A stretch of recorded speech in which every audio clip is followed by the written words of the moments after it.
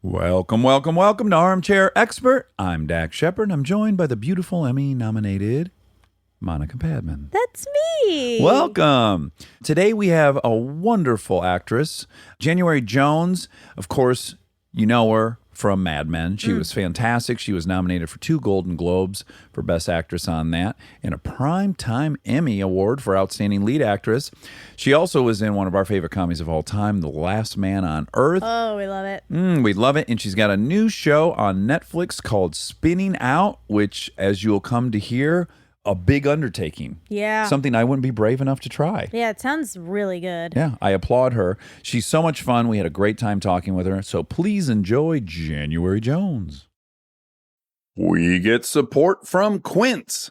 So we've been talking about Quince a lot lately, and as we head into fall, it's the perfect time to reset your wardrobe with their amazing pieces. I think it's so fun to do when the seasons turn over to just spruce up your wardrobe with a couple specials, and Quince is the place. Totally. We're talking organic cotton, Mongolian cashmere, tailored chinos from just $60. Premium fit and quality you'd expect from a luxury brand designer. I love Quince. You know, I like it understated and subtle, and I like stuff that has high quality. And Quince checks all those boxes. I love a lot of stuff from Quince. Honestly, they have incredible premium denim, which is very important for fall. It's pretty much all I wear in the fall is denim. And Quince has such a good selection of quality denim. Their stuff is so versatile, timeless, and built to last that you just grab every single day without thinking. Right. And all of that for 50 to 80% less than similar brands. They go direct to ethical factories, cut out the middlemen, so you get all that quality without overpaying for it.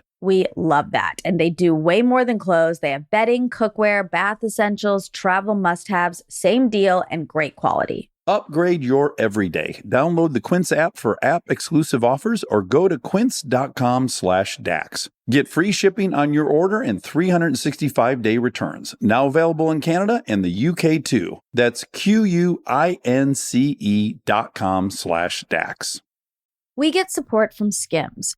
Oh man, do I love Skims. I've been living in the Skims lightweight cotton collection all summer, and I have to tell you, getting dressed has become so easy. I just throw it on. It just feels right immediately, whether I'm grabbing coffee or I'm on the couch all day or I'm out, even going to dinner. The cotton is so lightweight and breathable, which in this heat is a non-negotiable. The cotton jersey t-shirt, I just need everyone to know about this one. This one hugs in all the right places. It's very soft and it still looks and fits the same after months of washing, which is very hard to do, I feel, with t-shirts. I've been wearing the black cotton jersey t-shirt with basically everything all summer long. It goes great with any patterned skirt or shorts or pants. I mean, anything truly. I believe that's probably my favorite piece from the cotton collection, but they also have great lightweight cotton thongs that are so comfortable and they're cute.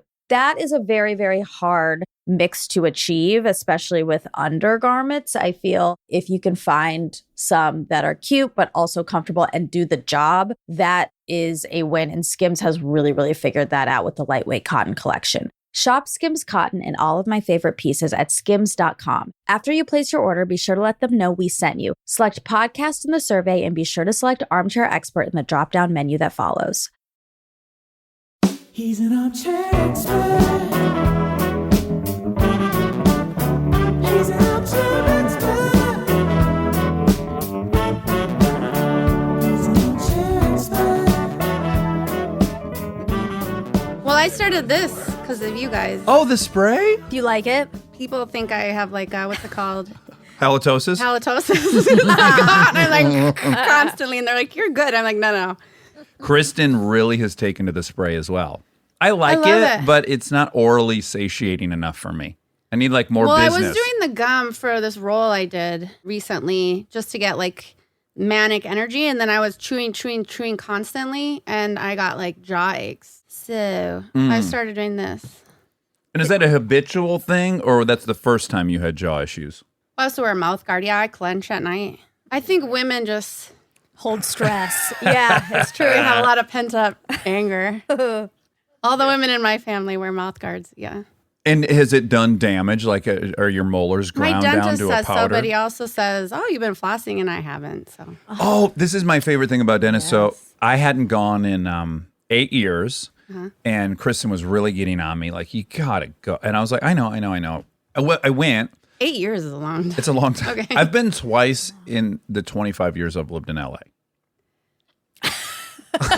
Maybe 3 times.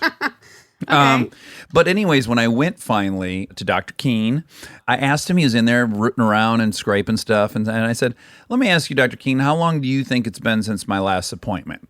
And he really studied it. And he goes, well, I don't think you've been within 6 months, but it doesn't look like it was more than a year. Pretty good. You know, so January, you and I know each other peripherally. Yes. Yeah, we've been around each other. Yeah. You were dating Kutcher long before I knew Kutcher, right? Yeah, we moved out here together. We were like 19. That's 19 or crazy. 20 Out here together. from New York. Yeah, we met on Abercrombie and Fitch campaign, and then I moved to Paris, and I let him stay in my apartment in New York. And then when I came back, I was like, well, you're here. We should just date. And then he got 2 shows, 70s show and some other surfing cowboys show. Sure, cowboy And- surfers. Sure. And he was really excited about that one. And I just said, I'd rather not move to Hawaii. LA's cool. That's fine. So he took 70s show. So you're welcome. Wow! Yes, Wow. For Yeah. real. you saved his life. Oh, sure. Yeah. Oh yeah, surfer's cowboy. That would have been the I end don't of his think career. it made it past the pilot. I don't- Yeah. Although maybe he could have saved it. You just don't know. That's true. Maybe the That's missing true. ingredient He's was powerful. Kutcher. Yeah, it had like Bo Derek and Oh, no I kidding. don't know why I remember. I remember making the decision because we were at my house in South Dakota, and I was just like, Hawaii's great and all, but Yeah. That's too far. yeah, And then you would have had to have done nothing. What the fuck would you have done in Hawaii? yeah, because I don't tan. Yeah, I don't know. You don't tan. You don't like I was pineapple. just in Hawaii like a couple of weeks ago. Yeah, we were there over Thanksgiving though, and it was very heartbreaking that they didn't have mashed potatoes. Oh, they didn't? I kept asking everyone. I was like, "It's a buffet. Have mashed potatoes," and they said we Yeah. don't have those in Hawaii. I feel like I've had French fries there at least. They did. Okay. Yeah. Have you noticed in Hawaii that they're very big on Spam? It's on many of the menus if you go to like just local restaurants. They love Spam there. Oh, I had Spam growing up in South Dakota. Maybe it's did. because you have to get so much processed stuff shipped into islands in South Dakota. South Dakota, I've only driven through one time. Yeah. Yeah. What time of year? July. July. On a motorcycle. It was heaven. Oh, did you go to Sturgis? We did not go to Sturgis. Oh. We stopped short of Sturgis, but we went to Mount Rushmore. Cool. It is cool. Oh, it's very cool. Yeah. And just the ride into Mount Rushmore is so beautiful. It's a beautiful park. No, you know what happened why we didn't go to Sturgis? It's dangerous. Well, that wasn't my That's why I wasn't allowed to go. I did this ride with my ex-girlfriend Bree, and we left Detroit, and I had my first Harley, brand new Harley, and we drove to LA, and we went the northern route. And every gas station we stopped at, 3 or 4 men would come up and talk to me like, oh, what is that, 2000? Yeah, I had a 79 Panhead and blah, blah, blah.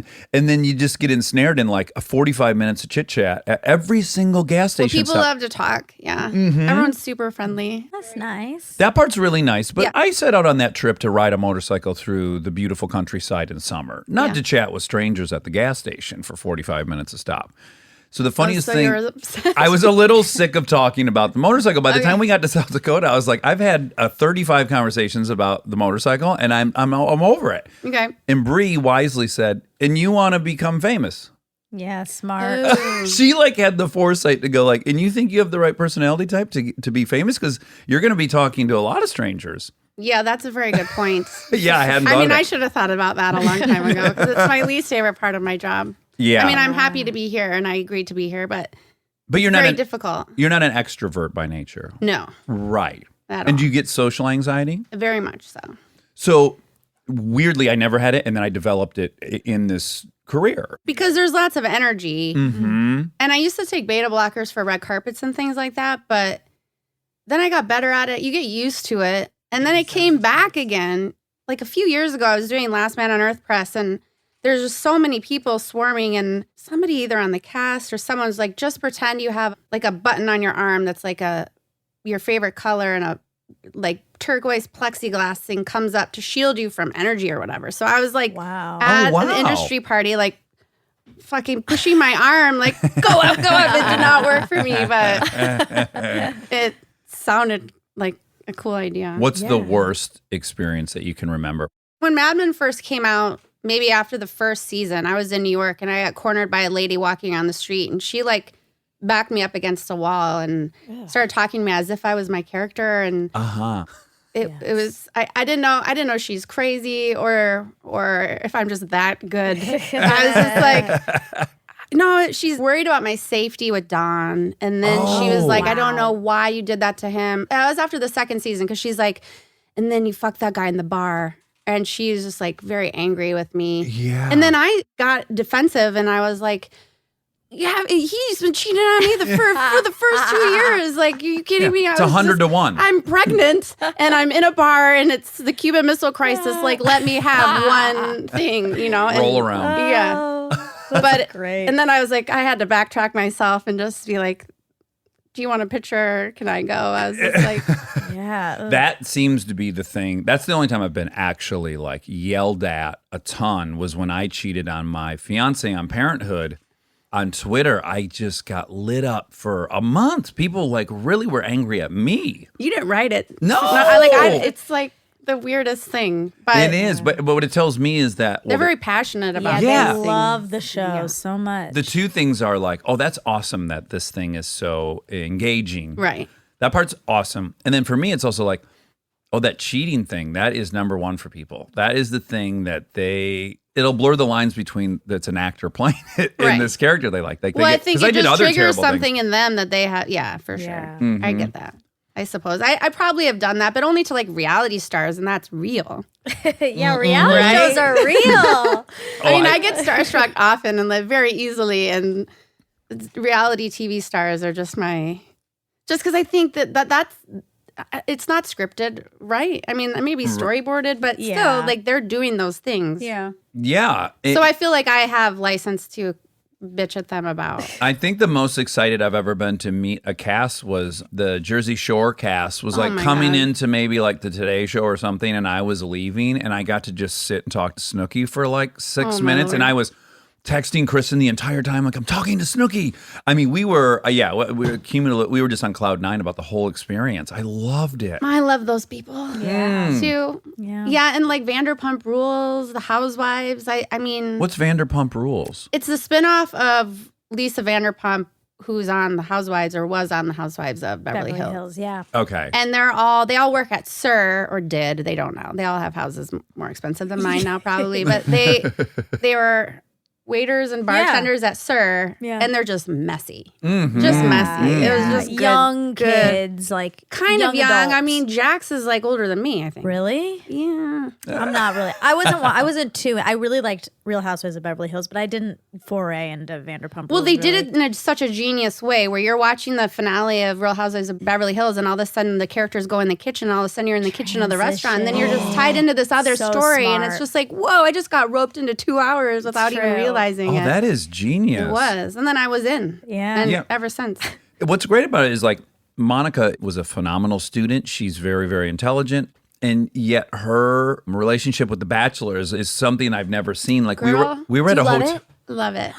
I haven't watched recent seasons, which I'm embarrassed to say as a fan, but the older seasons, I have some of the episodes downloaded on my computer so I could rewatch. We were in at a hotel in Turks and Caicos. Mm-hmm. And Monica like turned white. Like she Which is really hard to do, obviously. her dream come true. It happened. Maybe that's why you like them so much. Maybe. He's got to always be with them. But yeah, there was a bachelorette, or I don't even know how you say it. Yeah, old bachelor, Jason Mesnick. Do you remember him? He was a bachelor, and he picked Melissa, and then he, after the final switched to his second choice, Molly. That's happened again recently, by the way. I heard, yes. It's always good to have a backup. Well, yeah, so then he... it's called second place. Second place. Oh, okay. And Molly and Jason were there. They're married now still, and they have a kid, 2 kids. Wait, that was like the first one. It was early on. It wasn't first. I want to say it was like 8. Or I don't 12. remember Molly. What is there, 30-some seasons of it? by now for sure. Or more if with not more. Bachelorette and Bachelor in Paradise. I watch all of it. What was so adorable So is that Monica not only lost her shit when she saw them, she then launched into like she was checking in with their social media to see like if they were eating at the same restaurants. Which house they were at. Oh, so you were Sure, fully like- stalking them. Yeah, I was. Yeah. Cool. I was. Like Veronica Marzinet, like you were really mapping Another out dream. all their moves. Yeah. Well, I got so into The Bachelor one season that I was Instagramming things, and then Interview Magazine called and asked if I'd write an article about the season finale. And then I did a bit for Kimmel where I was like reporting live from via my dining room or whatever. Yeah. And got super into it. And it was one of Nick's seasons. He did several. Sure. And I was just blasting that guy. And then I went on Corden and did the same thing, different story, but that's all I had to talk about at that time. I don't know if maybe I just was a was big bored deal. with the show I was on. I don't know what I was there to promote, but ended up talking about The Bachelor. And then Nick slid into my DMs. Yes. And he's like, I'm so sorry that your perception of me is so negative. I'd love to take you out to coffee and see if I can What? change your mind. And I was Yeah. squealed. I was like, Oh my God. Did you go? so I was like, I hate that guy. My sister's like, if Give him you a don't go, chance. you will forever regret it. So I agreed to go on a date with him. Yes. And as I met him, or to drinks or whatever, and as I met him, I was rounding the corner and I saw him, and he has a very distinct walk. And I had this instinct to like run up to him and wrap my legs around his waist, you know, like they do. Oh wow. They I do it I on saw the it show. myself. On I the- saw it myself. He's so sad that you stopped yourself, by the way. How did the date go? It was good. All I did was grill him about the show. We went on a couple dates and then Oh, yeah. He's 'Cause- so lucky. He like really Well, parlayed this into. No, I was about. I'm so glad you just started telling, but I was gonna say, you've been single. Why not date those? Because like if I were Well, like we no. love this show. Let me tell you something. We love the show. What is it, Monica on MTV? Are You the One? Are You the One? Do you watch that? No. It's phenomenal. And every season, I am attracted to at least 2 of the 10 girls pretty profoundly. And certainly if I was single, I would go out of my way to have gone on dates with some of those people. yeah, but I don't just want to hook up with them. Yeah, that's Yeah. the boy-girl thing, Also, isn't The, it? the thing that attracted me to Nick was that he seemed like, I mean, he was cast as the quote unquote villain, but he Yes. was actually, he had a bit of a brain, Yeah. you know? So there was something else there. Right. That's all we were talking about, really. Yeah. But I got a lot of juicy inside stuff. I don't work for ABC. How they I don't work for you. when they come out of the limo and they all have these little shticks or whatever, like producers are handing them to them. And then I just felt bad for the people who get like the dolphin costume. Wow. Yeah. And there's all kinds of other stuff, but they do like share a lot of germs, lots of people. Did he Yes. say that he really felt like he was in love on that? That's my main real question. Yes. Okay. Yeah. Several times. Wow. Because he was yeah. on like 4 seasons. Yeah. He has a podcast. It's very successful. I know he asked me to be on it, Yeah. You should. but do I was it. like, what am I going to talk about? this. Yeah. Yeah. Well, we have I'm not going to divulge our source, but we had someone really entrenched in the Are You the One camp. Okay. And some of the stuff he told us that was happening sexually in that house Oh, yeah. was like one guy, like, this is going to get graphic, so plug your ears if you're timid. Sensitive. You're No. there was some digital insertion in a shower. Mm-hmm. He was a very muscular guy, and the digital insertion then evolved into him lifting her up off the ground, and like 10 people were watching the monitors. It was all being, Oh. and everyone was just like, "What's happening in that shower right now?" And I think that He's was strong. pretty Very. very strong. Very. And she was in ecstasy, so don't worry about her. Okay. Because I'm a little concerned about the anatomy here in the Yeah. story. Yeah. But everything, I guess, was I on saw the something up and similar up. on Temptation Island. There was some like threesomes, and you just wonder like who, like the PA, like who's sitting behind the camera or like Exactly. just watching that. It'd Well- be so weird. Do you ever see the movie Colors with Sean Penn and Yeah, ages Robert ago. Duvall? Yes. There's a moment, and Sean Penn's a young police officer, right? And he's really tenacious and wants to go do everything. And Robert Duvall says, you know the story about the old ram and the young ram sitting on the top of the hill looking out at the valley full of sheep? And the young ram says, let's run down there and fuck one of those. And the old one says, let's walk down and fuck them all.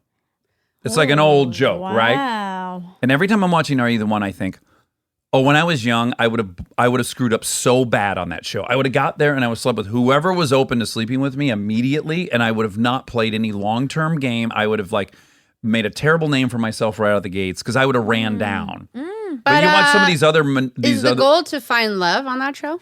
In theory, there's 10 boys, 10 girls, and they have a perfect match there, and they don't know who it is, and they have to go on all these dates, and then they declare who they think their match is at the end of every episode, and they have to get all 10 right to win the money. Yeah, people never choose who the right match for them is, though. Clearly not. Well, it does beg the question what the algorithm's doing because, there's who would be a good match for you, which is generally not who people are attracted to. Right. Yeah. That's what I mean. I mean, you almost have to pick when you're older, like, I'm going to try the opposite of what I like because I know the pattern that what I like ends in. Monica and I have a similar thing, and I can't imagine you suffer from it because you're very beautiful. But Monica and Thanks. I... We'll go on. Yes, you're right. She's prettier than we are. She was a model. Yes, I agree. You're gorgeous, but Go on. she was a model. Go on. Yeah, try to dig yourself out. Yeah. No, I stand by it. Whatever. Monica and I will like somebody, and then the second that person likes us back, we realize, oh, they weren't as good as we thought they were, else they wouldn't like us. Oh, it's self-hate? Yeah, like this weird... Yeah. Isn't it pathetic? It's like a form of self-sabotage. I've done that before where I acted just like an idiot on a first date, and if they call me back, I'm like, what? What's wrong with you? If you're calling me back, then clearly I'm not going to like you. Yeah. Right. Because you like that version of me or Yeah. whatever. Well, are you? Well, first of all, you're with Kutcher, so that's the only thing I really know. And he's, he's as gorgeous as they goddamn get. It is. I love Mila and I love their kids, and it all worked out great. But also, I'm a little regretful you guys didn't just pop one out, just to see what that facial structure would have been like, because I think it would have been really nice. We had some dogs. No, we were super young. We met when we were 19, and then we broke up when we were 22. You must have both felt like a safe port in a storm, him being from Iowa Definitely. and you being our from... families knew each other. We lived together. Oh, they did? Mm-hmm. Oh, but not... he's from we travel, like for Christmas, we do my house and then his house or vice versa. But yeah, same upbringing, similar experience, childhood and all that. Yeah, and you're both in New York, which is like Right. moving at the speed of light. Right. And at some time you must be like, what the fuck am I doing here? And also very similar, didn't you both kind of get recommended to model in high school? Yeah, yes. What happened to you? I graduated high school early and was getting in some trouble just because I was floundering around and waiting to go to college. And my mom entered me into first the Miss Teen South Dakota pageant and then to a modeling school in Omaha. And that's where I got scouted. Please tell me about the Miss Teen pageant. I just, my dad, the VHS got shifted over to a DVD, which I won't even, I Legacy put box. it in. Legacy box. Legacy. And I watched it, and it's very difficult to watch because I'm so shy and so awkward, and my hair is so large, and I'm wearing like a sailor outfit. And it submitted very last minute, so I didn't have. You're supposed to have a certain number of community service and a talent, which I did not have. Sure. Couldn't sing, dance, tap. Like all these girls are doing gymnastics and twirling batons and shit. And I wrote a story about America and recited that. A story. I wrote a I fictional did an oral story or- interp or whatever. Oh. I was the only one. And it's really sweet, but just heartbreaking to watch because I'm just like shaking on stage. And then my dad walks me down in my evening gown, which was borrowed and had sleeves. It was hard. It was hard to watch. I didn't place. You didn't place. No. What was the vibe backstage? Was it like cutthroat or was it supportive? I don't remember it being cutthroat like you see on TV or whatever. They didn't. No I one knew what remember they were my doing. mom like hair-spraying my hair and curling it. I just remember being super nervous and kind of bummed to be there because everyone seemed so intimidating and more accomplished. And Yeah. Well, that probably wasn't their first pageant. oh no, Yeah. They start young. the girl that won was Chaston Anderson, Ooh. and she was gorgeous and went to a different high school than me. And she, I don't know. I wonder where she's at. I feel like if you name your child Chaston, you know she's going to be in teen pageants. Yeah, you have Right? You have plans. you have for a her. path for her. Yeah. Yeah. Although I'm January Jones, like I could be Well, here's what you and I stripper or you and I share this in common, which is you have Bradley Cooper's birthday, I know. and I only know this because I'm 3 days before Cooper. I'm January 2nd. Oh, you are? Yes, and we were both named after Shitty birthdays, huh? the worst. But we're also both named after characters in novels. Who's yours? Dax was the lead character of this book called The Adventures by Harold Robbins. Oh, cool. That my mother read while she was pregnant with me, that I've never read. Well, I did read Once Is Not Enough. It was by Jacqueline Suzanne. My mom read the book, and then they made a TV movie with Kirk Douglas. And my mom loved romance novels, so my dad would peek through just for the sex parts. Sure. great. And he saw the name January. Her name was January Wayne, and he just thought that would sound good with Jones. And then I happened to be born in January because they picked it out before I was even conceived. Yes, I was gonna ask. Do you think they were happy that it matched up? They had to have No, bummed they that it were matched bummed. They were hoping I'd be early. I was born on my due date. I'm very punctual. Oh. Yeah, you were very on time here. I can't get around it. I try to be late, and I'm still the first one there. That's great. It's a good thing. It means you respect people's time. What kind of kid were you in high school? At If the you were beginning of high school, shy- I was pretty shy and studious, and also like 4'11" and flat chested. I just was. a I had a bombshell. bunch of friends, and then something happened between freshman and sophomore year. I went through puberty late and came back, and I worked at Dairy Queen that summer. Soft serve, maybe, I don't know, but all of a sudden I had. Were Monica's parents kind to you as employers? No, I Were love they good working people to there. work with? DQ's my favorite. Me too. Yeah. I had long hair, and all of a sudden I had boobs, and everyone was treating me differently. And all my guy friends just were like, "We touch your boobs," and I was like, they were new to me too. I was like, I know, sure. right? Like, I guess so.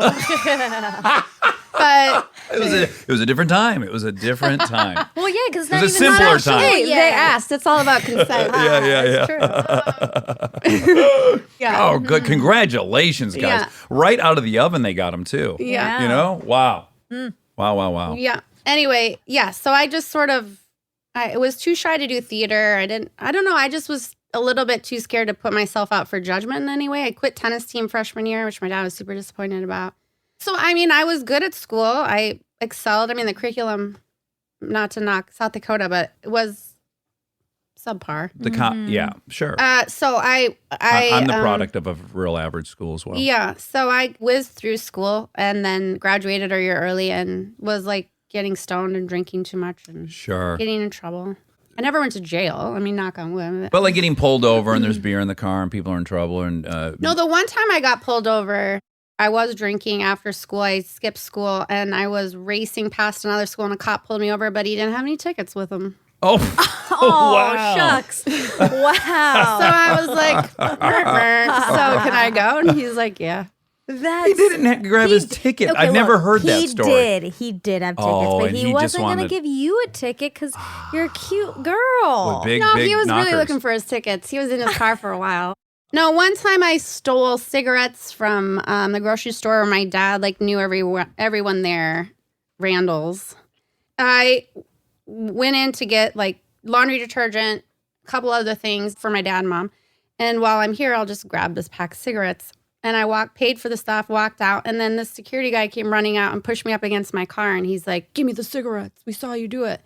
And I was like, "Here, yeah, fine." He's like, "I'm calling the cops." And I'm like, "You just take it. Here's the Yeah. money too. Like, whatever. Like, it's cool, dude." I just forgot to pay. Oh my That's God, all. it's like $3. And he's like, "No." And he was like kind of manhandling me, brought me back in the store, called my dad, called the cops. My dad was mortified. What did he do for a living? He was exercise physiologist. Oh, I know this. He's a trainer, well known around town, and super awesome guy. Does to he have a everyone physique to kill for? to kill for? Wow. Still. Oh, Yeah. that's How old is great. he? 64. Does he have an Instagram account? He does. He does. Oh, we'll Yeah. have I to want to take look. a Is he peek. ever in swimwear in it? Lots of fluorescence. Boom. I can't great. wait to get a peek. Yeah. And he's Lot of- tall, I'd imagine. Like 6 foot, yeah. Hmm, Mustache. Where's the crazy height come from? Everyone How in my tall's family- mom? 6. Oh no, she's 6'7". She's 6'2". Dad's 5'11". She's like my height or an inch shorter, I guess. Okay. I'm the tallest of the 3 daughters. How tall are you? 5'7" or 8. Okay. And I guess that's not crazy tall. No, that was an yeah. exaggeration. I think because I know you're a model, I just assumed you were 5'10". Oh no, I was too short in the modeling world. I was really short. Oh, you were? Yeah. But anyway, I went in and the cops came and the guy was telling everyone how bad I was and what I did. And my dad's sitting there. And he told me later it was the only time he ever wanted to hit me because I was just like mouthing off to the cop and the guy. And I was like, "You know what, dude?" I was like, I'm glad you got your kicks for the day. Like, I hope it was nice feeling up a 17-year-old girl. Did that turn you on? I was like, is that what this is about? And my dad, I just saw my dad's head was about to explode. Oh boy. I got in real big trouble for that. Stay tuned for more Armchair Expert, if you dare. This podcast is brought to you by Squarespace. We've talked before about Rob building our website on Squarespace, and I bring it up again because it's a perfect example of what they do well. Rob had all the pieces, the content, the vision, the ideas, but he needed something to actually take all that and make it public facing. And Squarespace was that bridge. Maybe you're in the same spot. You've been developing something, a business, a skill set, a body of work, and it's been private. It's been yours, but at some point you're ready to put it out there, and that transition from private to public can feel like a huge leap. Squarespace makes it feel like a step. Beautiful templates, built-in SEO, email campaigns, scheduling, analytics, everything you need to go from I've been working on this to here it is, come find me. All in one place, no code, no stitching together a bunch of different tools. So if you've been sitting on something and waiting for the right moment, this might be it. Head to squarespace.com/DAX for a free trial. And when you're ready to launch, use offer code DAX to save 10% off your first purchase of a website or domain. We are supported by Walden University. You know that feeling when you've been thinking about making a move, going after the degree, the promotion, the thing you keep telling yourself you'll get to someday? Walden University is built for that moment. For over 50 years, Walden has helped working professionals get the W, the knowledge, the skills, and the confidence to create real change in their careers and communities. Their programs are designed around your life, not the other way around. With Tempo Learning available in select programs, there are no rigid schedules or set weekly deadlines. You move at your own pace. And Walden's faculty aren't just academics. They're practitioners who bring real-world experience into everything they teach. From your first class to career coaching and beyond, Walden is your partner the whole way. Take the first step and learn at a pace that works for you. Visit waldenu.edu. Walden University. Set a course for change. Certified to operate by Chev. This episode is supported by Helix. All right, let's talk about something we both really care deeply about: sleep. It's the most important thing. I've had my Helix mattress for years now, and I genuinely think it's one of the best investments you can make for your home. Mine still feels just like it did when I first got it. Well, that's the thing. It's not one of those mattresses that caves in after 6 months. These things are built to last. And I'm a side sleeper. I ordered a side sleeper and I get hot, so I have cooling. And I can't tell you how much more comfortable it is to be in there not sweating and tossing and turning. Cooling is really important. I've read that you're supposed to sleep a little bit cold.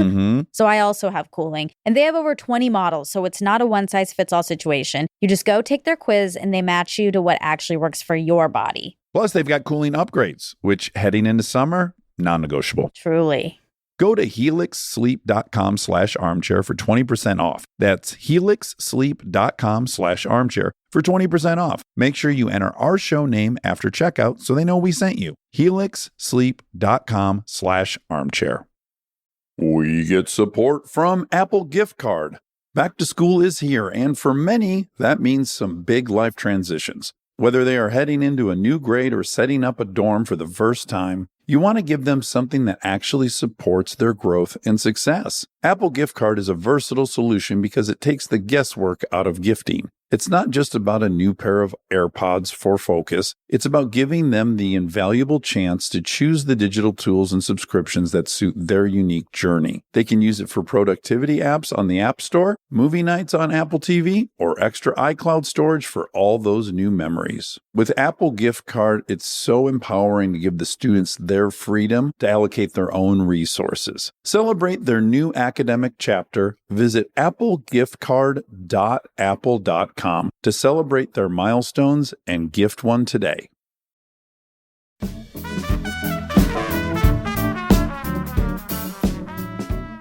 Now, let me ask you an obvious question, which is, you're drinking after school. Well, during, I cut. Sure. You're a little too drunk to attend the rest of the day or whatever. So I too, as you know about me, the second I had that, I was like, this is how I need to feel. This feels right to me. Did it immediately feel correct to you?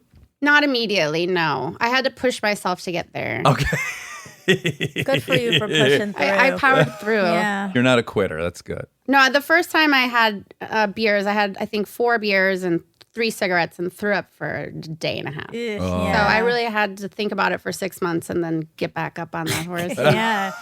But I wonder, because you just admitted to being shy, was there a relief from that shyness or that anxiety? There still is, for 100%. I have to catch myself constantly from doing it in like after parties, things like where there's so many people around, like, because you just want to grab for that Yeah. sense of To dull all the Security. shit. yeah, and also just because it makes me feel like I'm more fun and more willing to chatter away and stuff. Yeah. A good friend of ours, Gordon Keith, said everyone's born 2 beers Too Two beers short of happiness. Yeah. And I was like, oh, that is the best That's sad. evaluation, though, of us kinda as true. the animals in this complex society. Is Yeah. like, we all kind of need just 2 to kind of just fucking Dull it. dial it. I think it's just dial it down a bit. It's just really overwhelming. You were designed in your lifetime to, at best, reach 13 miles an hour. If you were a fast sprinter, in your lifetime, you might reach 13 miles an hour. And then you probably drove 85 miles an hour here on the way. So just right there, you're not an animal. You're not a cheetah that was designed to process information at 65 miles an hour. Right. So that's interesting. We are traveling faster than cheetahs, but we didn't evolve to So travel. mankind's just going to speed into a cliff. Or like, pretty maybe soon. we just all have kind of like a base level of anxiety because it's all so rapid and it's Right. so many people. And that, I think they have clearly demonstrated that depression's pandemic. It's not like unique. It's not 1 in 20. It's like Right. 40% of people in America are experiencing. Yeah, it's very high. Monica will fact check it, but it's in that realm. Yeah, it's a lot. It's high. So you And how have to do ask. they even know? Most people don't go to therapy. I know that's why they don't have a good accurate number. But even like But suicide, that like even all that. improved. Yes. So I remember one time reading early 90s. I moved to LA. I'd had sex with someone without a rubber, right? And as I often did, I hate to admit, and I panicked and I went to like a free clinic. And I'm like, I need an AIDS test. And the lady goes, okay, I'll give you one, but have you had anal sex with a man or shot intravenous drugs? And I go, no. And she goes, I'm not supposed to tell you this, but you don't need to take this test. And then she goes, read this article in the New York Times. And it was the data that had been released. And of that data, it was a really tiny percentage of people that really were just straight non-drug users that were getting HIV in the mid-90s. Okay. And I looked at that data and I said, well, A, that's shocking. I thought everyone was getting it. But more so, that's also people that weren't lying. Like, certainly some Right. of those people had intravenous drug use Right. and also claimed not to. So the number in my mind was even probably lower than that because who's ready to admit they shoot dope? Right. I can't imagine a lot of people. This is a very dicey thing I just said, but it is all it was what a happened. long walk to So you're- just but you're- agreeing. But yeah, To circle it back around, you're saying that most people are sad and not admitting it. Well, I'm saying if 40% of America is admitting they have depression, Then my there hunch must is be a it's bigger number. 65%. Oh, yeah. Sure. Yeah. So I don't think it's really all known what the cumulative effect of all Right. this Well, pace is. I think that having if it is that big of a number, then there is some sort of community in that, and I think that's good that people can talk about it. Yeah. I mean, I just played a character who's bipolar depressive, and it was very hard. Just because I don't feel sad very much, which is Right. good. I mean, It's case great. by day, but I don't have that. You don't have the mood the swings. low. You have the I don't- anxiety. I though? mean, since hormonally, maybe occasionally, yeah. but PMS is that what you? Yeah, Okay. PMS. Yeah, sure. I can. It was Premenstrual. nice. Hormonal was a nice way to say it. A Yeah. euphemism. Yeah. Yeah. It helps to have PMS to know, oh, this isn't my normal Right. state. The day I get my period, I'm like, holy shit. Yeah. Like, I'm so sorry I have to go and make amends to a lot of people. Yeah, because the most crippling aspect of those low points is the belief in those moments that it's going to last forever. That's really the agony of it. It's the craving to not be in that state and to know, oh, it's that and it'll end. It's got to be comforting on helpful. some level, Well, right? a couple of months ago, I had a really bad PMS. Had a Heavy real, flow, had a heavy real bad flow. cycle, guys. Okay. And we were getting like evacuated from the neighborhood, and I was wow. Because highly you guys had anxious. fires, right? Yeah.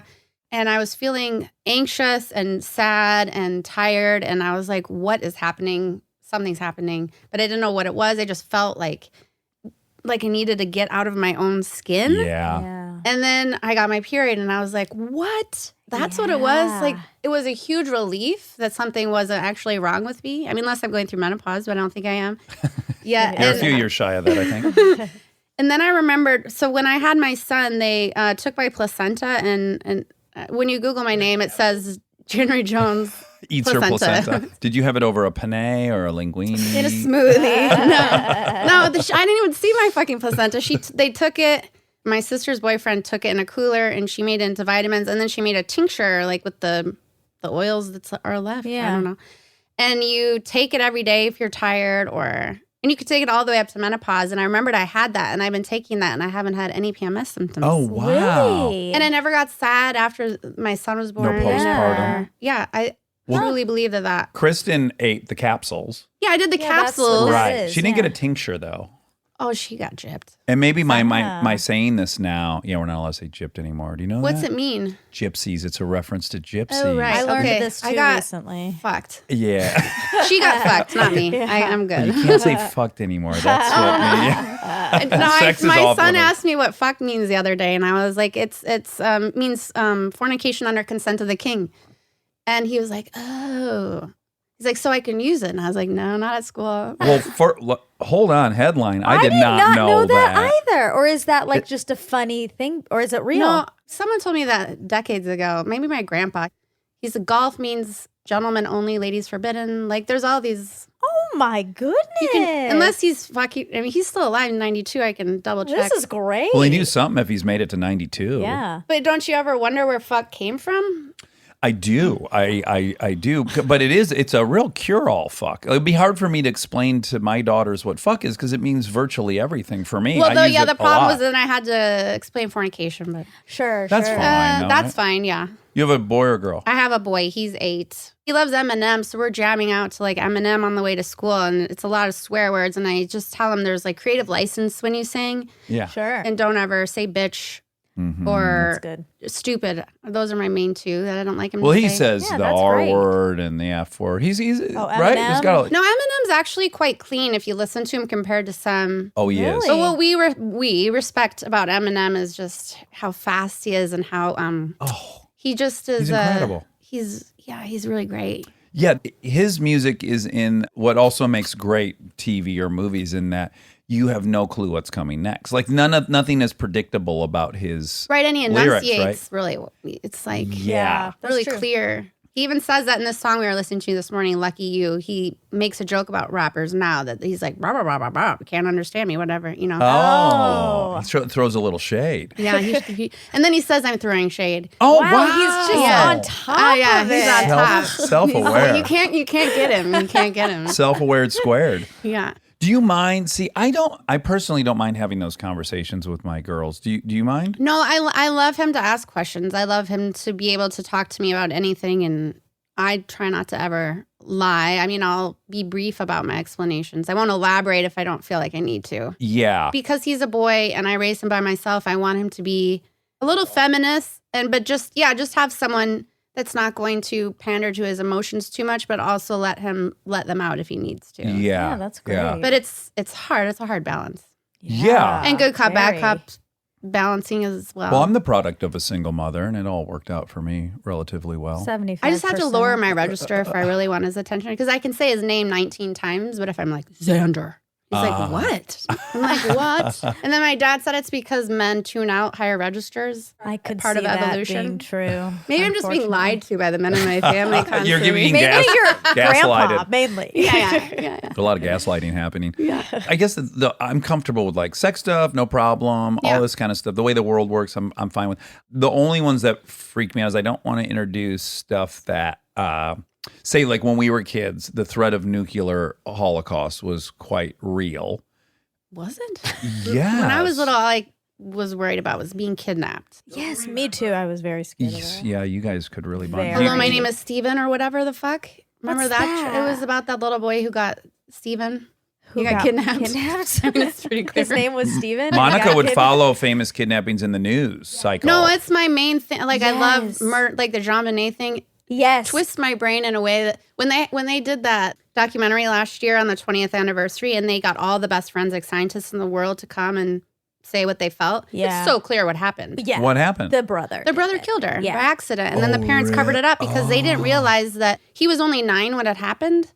So he wouldn't have been tried for murder anyway, because in Colorado you can't be till you're 10. Oh, wow. So He they got in they just did under this the whole wire. elaborate For no scheme reason. because To they're protect like, their one's son. already gone, we don't want to lose the other. Which is, You know I what? get. I'm just learning of she this. ate his pineapple and milk, so he bashed her over the head with a flashlight. Oh, I That's didn't what they're realize saying. the pineapple and milk part. Yeah, because that's what they found still in her like Oh, in her. right. Yeah. Ah. Guys, I'm so out And of that the was his loop. favorite. Watch it; it's fascinating. Wait, what? It's a documentary? Yes, 2020 maybe. One of the main Yeah. networks did it.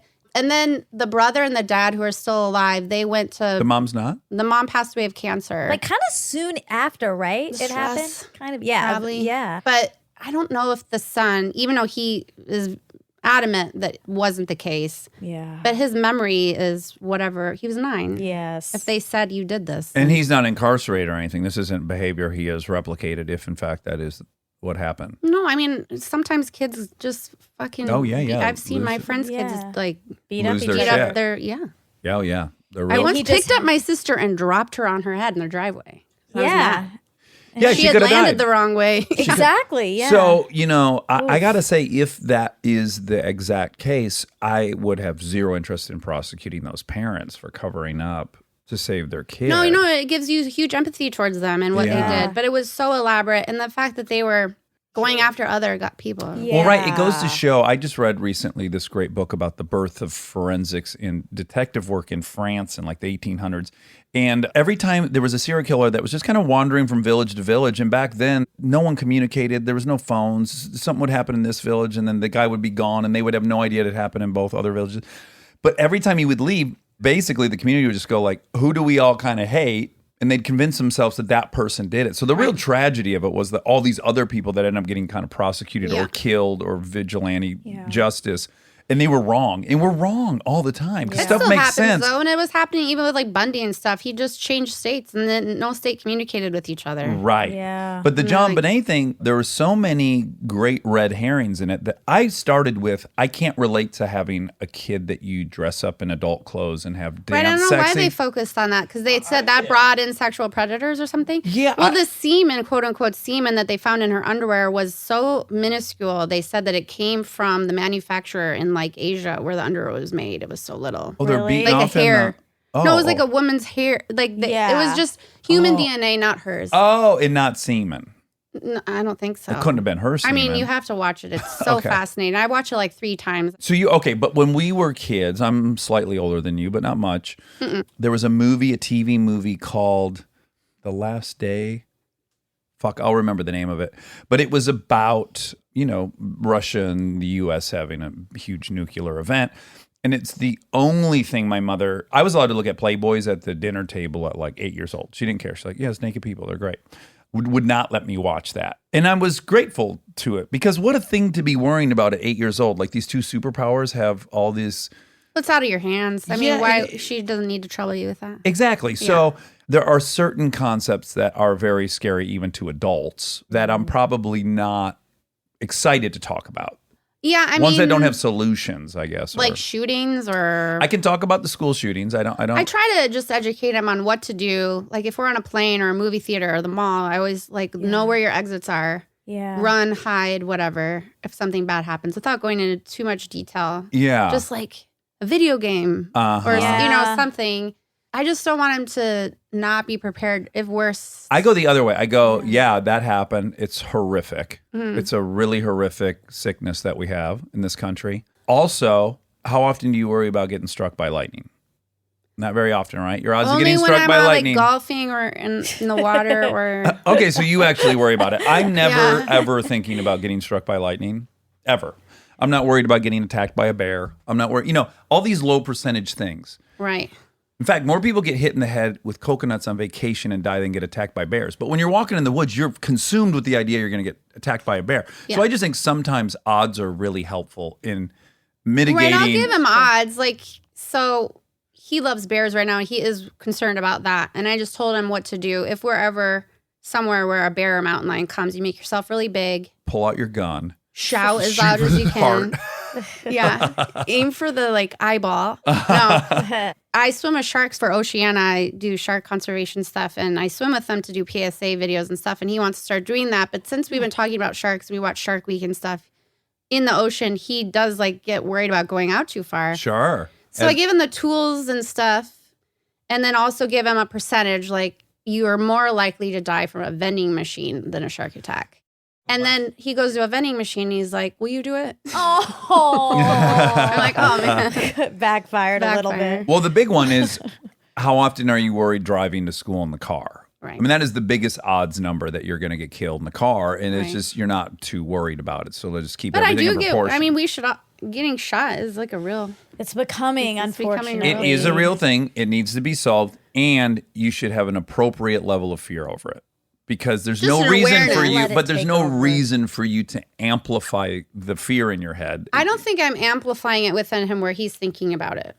Right. Yeah. Oh, I Just don't. tools. I don't think that you are Okay. or not. I mean, I hope not. When we're in a theater and I'm like, you know where your exits are? He's like, yeah, they're there. And Yeah. Do you think about it when you go, I do? I do. I'm a mom. I'm just like have a lot constantly of worried worry. like a piano's going to fall out the window in New York. I don't know. Like it's just, Yeah. I worry too much. Do you think you had that before you had kids? About certain things? I have this fear of fear. Like I was afraid of sharks, so I started diving with sharks. I was afraid of heights, so I went skydiving with Kutcher once. I thought I just need to do it once. Face it. Can we dive into the sharks a bit, pun intended? What is the most dangerous shark you've swam in proximity to, and not in a cage? We don't do like great whites and stuff in cages because that sort of defeats the purpose of visually having a cage. Because the whole saying is we should be afraid for sharks, not of. And me in a cage. That's a hard leap for me. I'm afraid me of too. them. I Yeah. am very afraid. No, so am I. But they're fascinating, and I would love to. If I did swim with great whites, I think I would still do it, even as a mom without a cage, if I was comfortable with the shark in question. How would you know? If the people that I was with knew the shark, because they Oh, swim right. with the same sharks a lot, Yeah. and they're like, "This girl's sweet." And what's this thing? Obviously, if you're this into sharks, you've seen this thing where they can hypnotize this shark. It's called tonic hypnosis. It's when you flip the shark when it's on. It's like what orcas do. They bump it and it flips it over. And when a shark's on its back, it goes into this trance-like state. They either sink or just float. I've done it with tagging, like the small sharks. We flip them over and then they're just limp. And you can tag them and measure them and do all this stuff. Really? And I also saw a guy in a boat. He was hitting them on the nose in a weird way. Because that's where the ambuli of Lorenzini is. These little dots. Ambullium loremzium.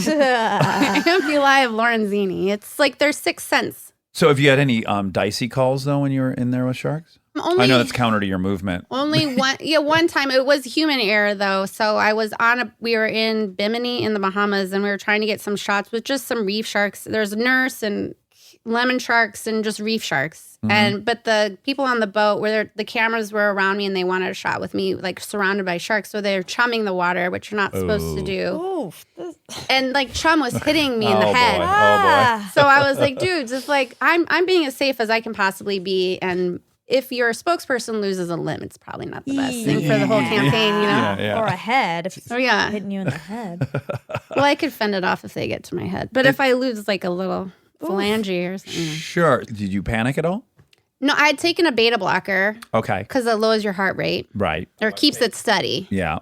And that's amazing for shark diving Oh, I bet. because they sense your heart rate rising and that's when they think you're prey. Oh my God. Hold on a This second. is How can horrifying. they sense your heart rate? Might have something to do with the ampullae of Lorenzini. Oh, yeah, she God. said it's their sixth sense. They can sense fear. You know how people, well, I won't speak for everyone. I have, of course, had the fantasy of taking on a French lover. I've never got to do that. Oh, me too. Right. And I want them to speak French the whole time. Like, it's so sexy.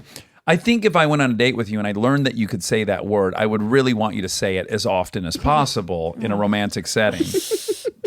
Monica, do you want a Frenchman to speak to you in French? No, I'm one of the only humans in America who's not taken by accents. Like, I don't like accents. Well, it depends on the accent. I don't like any of them. I don't even like British ones. What which if my people South love. Dakota accent comes out? Are you going to be like I'll super still bummed? like it. I'll Okay. still like it. You like No, American I'm not regionals. attracted to accents. Just by the accent. Yeah, you know, people like girls love a British accent. Yeah. So They Penelope love a- Cruz isn't prettier because of the way she talks. Oh, like a little. No, in fact, in spite of. Oh, Whoa. wow. In spite of. Whoa. It's because I grew up around a lot of accents that I didn't like. I'm sure that's why. Yeah, the hillbilly accent. Yes, correct. Yeah. No, I'm not turned on by hillbilly accent either. Well, that's not true. There's a few that are really dynamite. Name one. Okay, like it's not a hillbilly accent, but it's a southern accent. Harry Connick Jr. Like, Oh, his oh is my not god, hillbilly. that's like His maple is- syrup dripping off a honeycomb. No, but that's also his. You can hear his like vocal cords, like his. Yeah. But there are some really charming southern accents, like the dude. But it's not hillbilly. Those Yeah, are that's like not hillbilly. It's not like the guys high-class from Duck whatever. Dynasty. Duck Dynasty, DuckTales. DuckTales is the word. They have the worst accents on Duck. But some people do love a hillbilly accent. Like, you know, some people. Oh, me. like- I actually do. took a French lover once, and I had a hard time understanding. See? I was like, Did you need to understand though? She could be saying Yeah, in anything. certain- Wash my clothes when we're certain done. Clean up the house, and I would just think it was so erotic. Have you ever heard Bradley Cooper speak French? This is the second time I'm talking about him because of the I birthday. have. You have. It's phenomenal. I was at a talk He show with doesn't him. need that. Agreed. I went with him to like a talk show in Paris, a comedic nighttime talk show. And not only was he just conversing with everyone at will, he was making jokes with the right timing and everything, Yeah. and they were all dying laughing. Does that not sound Well, interesting? no. I do like that. If someone has an American accent, but then they just happen to be able to speak a lot of languages, that just shows like, oh, you have a good work ethic. Uh-huh. Or I they're like that. They're a polymath. They're just world cultured, and They're worldly. okay. my son's learning French. Oh, Oh, he is? see, he'll be a Bradley Cooper type. Oh God. yeah. Fingers fucking crossed. Yeah. Okay, so you went into this teen pageant, and then someone must have said, I think you should do modeling. After the pageant, I went to a modeling school in Omaha, Nebraska, Uh-huh. and the lady there hooked me up with an agent in New York. And you went. And then my parents said I could go after I turned 18. So I had to wait till I was 18. So 3 days after I turned 18, I flew to New York. January 8th, Yep. you were on your way. Yeah. And then you worked plenty as a model, right? Enough. I mean, I did commercial stuff. I couldn't do runway and things like that. Uh-huh. Because you weren't tall enough or you couldn't walk in that Tall weird... enough. Okay. But could you do that crazy walk they do? It's a very specific leap. I mean, it was different in the 90s than it is. In the 90s, it was more of a strut, and now it's just kind of a... I mean, if you've ever been to a runway show, like a couture runway show, they look like insects. The way Right. they walk. It's like Yeah. Well, and crazy. they almost prance like horses, like they're like Yeah. the hips and pop. their torso's behind them. Yeah, It's like... Yeah. very It's strange. a skill, it looks like. And the probability of looking ridiculous is quite high. Like I think the leap to do that walk is on par with someone trying to do like a biopic of someone famous. It's just Well- it's well, I'm not saying this that it takes as much. I'm just saying talk about you got to fully commit or not. You Yeah, can't that's do that true. walk halfway. Yeah, but I've been in a lot of runway shows as a spectator and seen like the awkward 15, 16-year-old girl who is just gangly and awkward, but it's like, look at her walk. It's Wait. like, no, she's just trying to walk in those shoes. Right. Do you think that's what they're replicating? Are they selling like a nubile fawn who can't find its legs? I think there's so many of them that walk that way that's like the thing. Okay. But I wonder if anyone's aware of what's subconsciously happening. Is that, you know what I'm saying? And then every once in a while you'll see one and their like knees will buckle and they'll fall. Oh, wow. It's really, yeah. Are those on YouTube? Like models I'm sure. falling? I And must viral go down a videos. rabbit hole. They've of that. they've all done it. Even I'm not- Naomi Campbell's taken a tumble. She's eating shit. Oh, that's scary. Fall off the end. Yeah. Oh, God. Get hit by my a car, gosh. roll out into the street. Wow. Well, 2 or 3 of them have died So close this to the is road. a weird, but just logistical. Is there like a lot of money in runway modeling? For some of them, for sure, yeah. What Like was- 10,000 a show. Okay, really? that's a nice. Okay. Or chunk. more, depending. Like if you're a supermodel or whatever. Right. I was only in one runway show, and it was in Paris, and I was like so excited to get cast in a runway show, and then none of the shoes fit me because I have tiny feet. Uh-oh. So they're like, just send her out barefoot. Oh. So not only was I shorter than everyone else by a foot, I wasn't wearing shoes, so I was just like paddling out there, like, hi guys. Oh, It was humiliating. Stay tuned for more Armchair Expert, if you dare. This episode is brought to you by SoFi, the all-in-one finance app where you can bank, borrow, and invest all in one place. Let's talk bank accounts for a second. The average bank savings rate is 0.39% in interest. You're earning pennies on your savings, but it does not have to be that way. With SoFi high yield checking and savings, the money barely making moves sitting in your savings account can earn over 8 times the national average savings rate with eligible direct deposit. No account or overdraft fees, which feels rare these days. You can get your paycheck up to 2 days early, perfect for getting ahead of a bill or grabbing what you need right when you need it. Plus, get up to a $300 welcome bonus when you sign up with eligible direct deposit. Sign up for SoFi checking and savings at SoFi.com/armchair. SoFi checking and savings is offered through SoFi Bank N.A. member FDIC. Terms apply. Thank you to our presenting sponsor, HP, for supporting this episode. Parents, you've got enough on your back-to-school list right now. Ink cartridges do not need to be on it. They just don't. The HP Smart Tank printer uses a refillable ink tank and comes with up to 3 years of ink included. It's the last printer you'll ever need. To learn more, search HP Smart Tank. This episode is brought to you by ServiceNow.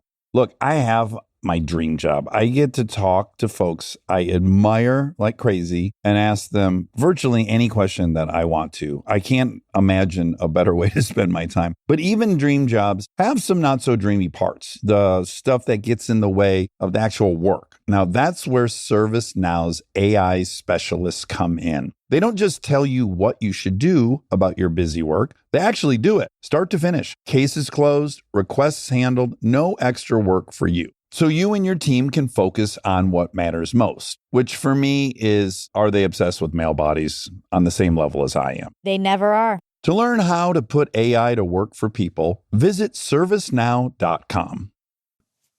Living your best life means being extra where it counts and skipping the extra where you don't need it. Like in your cleaning products. That's where Seventh Generation comes in. Their bio-based cleaning power delivers a powerful clean with nothing extra in the bottle. Need a dish soap that cuts through the tough grease? A detergent that tackles the worst stains and odors? Seventh Generation handles it all without any dyes or artificial fragrances. Real clean doesn't have to come with a long list of add-ons. Upgrade to a powerful clean without anything extra. Look for Seventh Generation dish soap and laundry detergent wherever you shop for your cleaning products.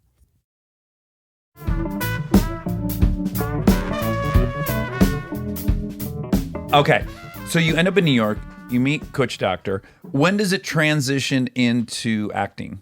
Even before I got here, I was trying to do like commercial work here. So I go back and forth. And I met my commercial agent, Robin Levy, here. And she was on the same floor of the building as what was Jimmy Miller. Oh. And so she introduced me to Jimmy Miller and Paul Nelson. And they took me on as a project. I met Jimmy, made him laugh. And he's like, let's see what we can do with her. And I started working like right away. No kidding. Never had to take a supplementary job. Oh, that's lucky. Yeah. Super lucky. Right. Jimmy was my manager for a short period of time, He's and funny. I adore him. Yeah, he's great. And they're still my managers.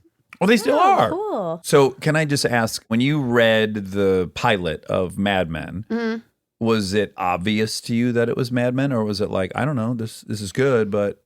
The writing was beyond anything I'd ever read before. It was so good that I didn't think anything would happen with it, I think. Oh, meaning it wouldn't get made. I didn't think it would go beyond the pilot. None of us did. Because also AMC had never done a TV show. So it was just a very big risk. So much so that I was willing to take it. Right. Because I didn't want to sign a 7-year contract with a TV show. I was doing films and having fun. But I was like, yeah, let's do it. And I initially auditioned for Peggy, Elizabeth Moss's role. Uh-huh. And did a couple auditions for that. And it was down to the two of us. And then obviously she got Peggy. And he was like, yeah, but I want to use you for something. So overnight he wrote a role for me, for Betty. Oh, really? Oh. And Wow. wrote like 2 scenes and had me read it. And had me read it twice. And then I signed the contract just with a promise, a verbal promise that there would be a role for her if the show got picked up. Right. That's risky. Sometimes it doesn't It was pan huge. out. It was like signing a 7-year contract with just a promise, not even knowing if I liked the show or the character or any. It's just That's also amazing though, because she's a enormous. well, and part then of the AMC show. once it did get picked up, AMC and Lionsgate were super resistant to showing Don's domestic side. Oh, interesting. So Because they thought it would when make when the you second not like script, him. I don't know. But I that's would the imagine- whole point of the show. It humanizes him a bunch. Like Yeah. without that, had we never seen that part of his life, I don't think he would have been as likable. Well, it could have gone either way. You could make him either more sympathetic, or you could meet Betty, fall in love with Betty, and start hating the lead of the show. Like, why is this guy cheating on her Yeah, nonstop? but- I mean, it's Well, risky. it goes back and forth. I mean, people mostly I feel like sided with Don. Well, that's the nature of story, right? Whoever our expressed hero is, Right. we don't give a fuck. Right. I was watching. Did you watch Loudest Voice on Showtime? It was the Roger Ailes story. Okay. You know, personally, I think Roger Ailes was a vomitous human being, and obviously politically, I don't think like him. Yet, I got sucked into that show, and I like wanted him to get vindicated. I wanted Fox News to be number one, and I was sitting there, and I said to Monica, I'm like, look at the fucking power of story. Like, I want this because he's my lead. They Yeah. said that this is who you're following, and now I'm rooting for him. Right. It's so powerful. Yeah. But there's also super likable things about him. He's like a super broken guy. Yeah. Well, you've done Draper. Yeah. Yeah, not Ailes. But so again, much. I don't think you would see the depths of how broken and complicated he is if you don't see him at home. You need that juxtaposition in Yeah. order to really know, like, oh, he's fucked up. Fornication under the consent of the consent king. of the king. Yeah. I hope that pans out. Well, we will find out because Monica will Otherwise, do. Christmas is going to be really rough for my grandpa. If you stop to think about why the show was magic, outside of the obvious things that it was like incredibly well written, incredibly well acted, beautifully shot, all these elements. Have you tried to isolate? What do you think was about Mad Men that was so captivating? Well, I think it's twofold. I mean, I think that people love the nostalgia aspect of it. Sure. And going back to that time where things seemed like simpler and better and more glamorous, but also when it started airing was in the middle of the Obama campaign, and it just felt very parallel to where the world was at, and like having a hope in the country, and just the ups and downs as the show went on for whatever it went, like 9 years or something. It just seemed to parallel where we were going. Like that time in the 60s was very similar to what was happening. Yeah. I think for like a guy, this is terrible to say, but I'll just say it. I think there is some fantasy that I think it's why I've been obsessed with artists growing up. It's like there's this fantasy that if I provide this one thing, like if I'm a musician and I can write this amazing song, it'll excuse all of my id. I can fuck, drink, take pills, do everything I want, be unaccountable, not show up, be a shitty dad. But I've made this music and that'll whitewash the whole thing. So there was something about going like, oh, this guy's he's fucking everyone. He's drunk all the time, blah, blah, blah. But he's earning and he's providing. And there was a time when that was enough. Yeah. And there's something selfishly hedonistic about like, oh, I wish I could just get away with all that. Yeah, I mean, I definitely started to see people, because I love, my favorite restaurant's Houston's, like yours. And I would go, the one in Century City, I would go there every Monday because my favorite soup's the New Orleans red bean and rice. So I go every Monday and get a grilled artichoke in the soup, and I'd sit at the bar. And as the show went on, I started seeing people have like cocktails at lunch. I bet. And then they like nod at me like, and I'm like, cool, like great, like whatever. Like it would like brought back some sort of romantic ideal that we should slow down a little bit. The pace of the show took people by surprise at first. How slow it was. It was slow. I loved that. And when everything was speeding up and just starting to speed up, the show was like, no, we're slowing back down. And I think a lot of people liked that about it too. And just having drinks. And when we'd go to an after party at an awards ceremony, they'd put the Mad Men table outside, just assuming we're all going to smoke our asses off. Well, again, that was part of what I'm saying is like, oh, I long for the time when you just smoked not worrying about cancer. Right. Yeah. Yeah, I wonder what the female appeal. The female appeal to the show. It's called Mad Men, but I think the strongest characters are All the their women. females, for sure. I mean, the things they overcome, the things Oh, they say and do. I Yeah. mean, it's super empowering for women to watch that show. Definitely. You're totally right. You're totally right. And it really, man, does it give you a good sense of like what obstacles were in there. And Like, also just seeing things in the office with Peggy and Joan or whatever, like that hasn't changed very much. Yeah. So I think it was Relatable. Like, is everybody seeing this? Like, this is still happening. yeah. Right. Yeah, So- shining a light on it. Yeah. I was for in sure. an elevator once, and some guy said something about some girl's skirt behind me, and I was just like, "Are you kidding?" Like, it was so Mad Men. I was like, "Is he saying this for me? Like, does he know Right. I'm here?" Right. And he didn't. And I was like, I had to say something. I was like, "You can't say that to her." And she was like, "Thank you." Oh, wow. Good job. Good for you. Yeah. Where did you shoot that? We shot it here downtown LA Center Studios because we had to build all the sets. And we used Pasadena for the Austining, New York. Mm-hmm. And then we used the Biltmore a lot downtown. A lot of like Musso and Frank. We used a lot of old places here. And then the exterior New York stuff was just computers. Right. Mhm. When you drive downtown and you go past those places, Mhm. do you get a very warm feeling or I'm glad it's over? What's the feeling you get? I get a very warm feeling. Oh, good. Good. Yeah, I just went to on Friday night. There's Rodarte, the designers had a prom. They have an 80s prom every year, and they have it at the Biltmore. Oh, fun. And so and it was pretty in pink this year. So I'm in a 80s pink outfit, and I go down the famous scene in when Betty comes down on Valentine's Day down those steps. I did Yeah. it in the 80s Oh, outfit. that's Ah. That's great. Yeah, no, I love it. Yeah. It was an amazing time. Amazing time. So you got nominated twice. You got a Golden Globe, 2 Golden Globe nominations and an Emmy nomination. Mm-hmm. I guess tell me what that experience is like because I've obviously never been nominated for anything. That's not true. We won a podcast award. I'm very proud of it. But Yeah, other than and that, much deserved, by the way. I mean, it was unexpected. I just didn't. When we first got our first Golden Globe nomination, it was the year of the writer's strike. So there was no ceremony. Oh, so we what a just all bummer. got together at the chateau, and then we were listening to it on the radio. Like the Okay. things come in. And John won Best Actor, and the show won Best Show. So we're like, oh my God. Oh, no. We for sure are getting another I think- season, oh, right? Yeah. That's What? more fun in a way. In Yeah. a way. It was, He won, but he didn't even get to like accept it and make No. it. Oh my gosh.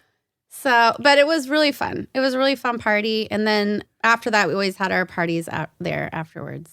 It just snowballed into this big thing, and all of a sudden people were watching. Because after the first season aired, I remember I was on the 405 and I got a call, and by 405 and Sunset, I have such a vivid memory. And this woman says, "Hi, Miss Jones, I've got Jack Nicholson for you." And I was like, "Sweet." No. You're like, okay. I did a movie with him called Anger Hi, Management. JJ. And he was always Watching your super.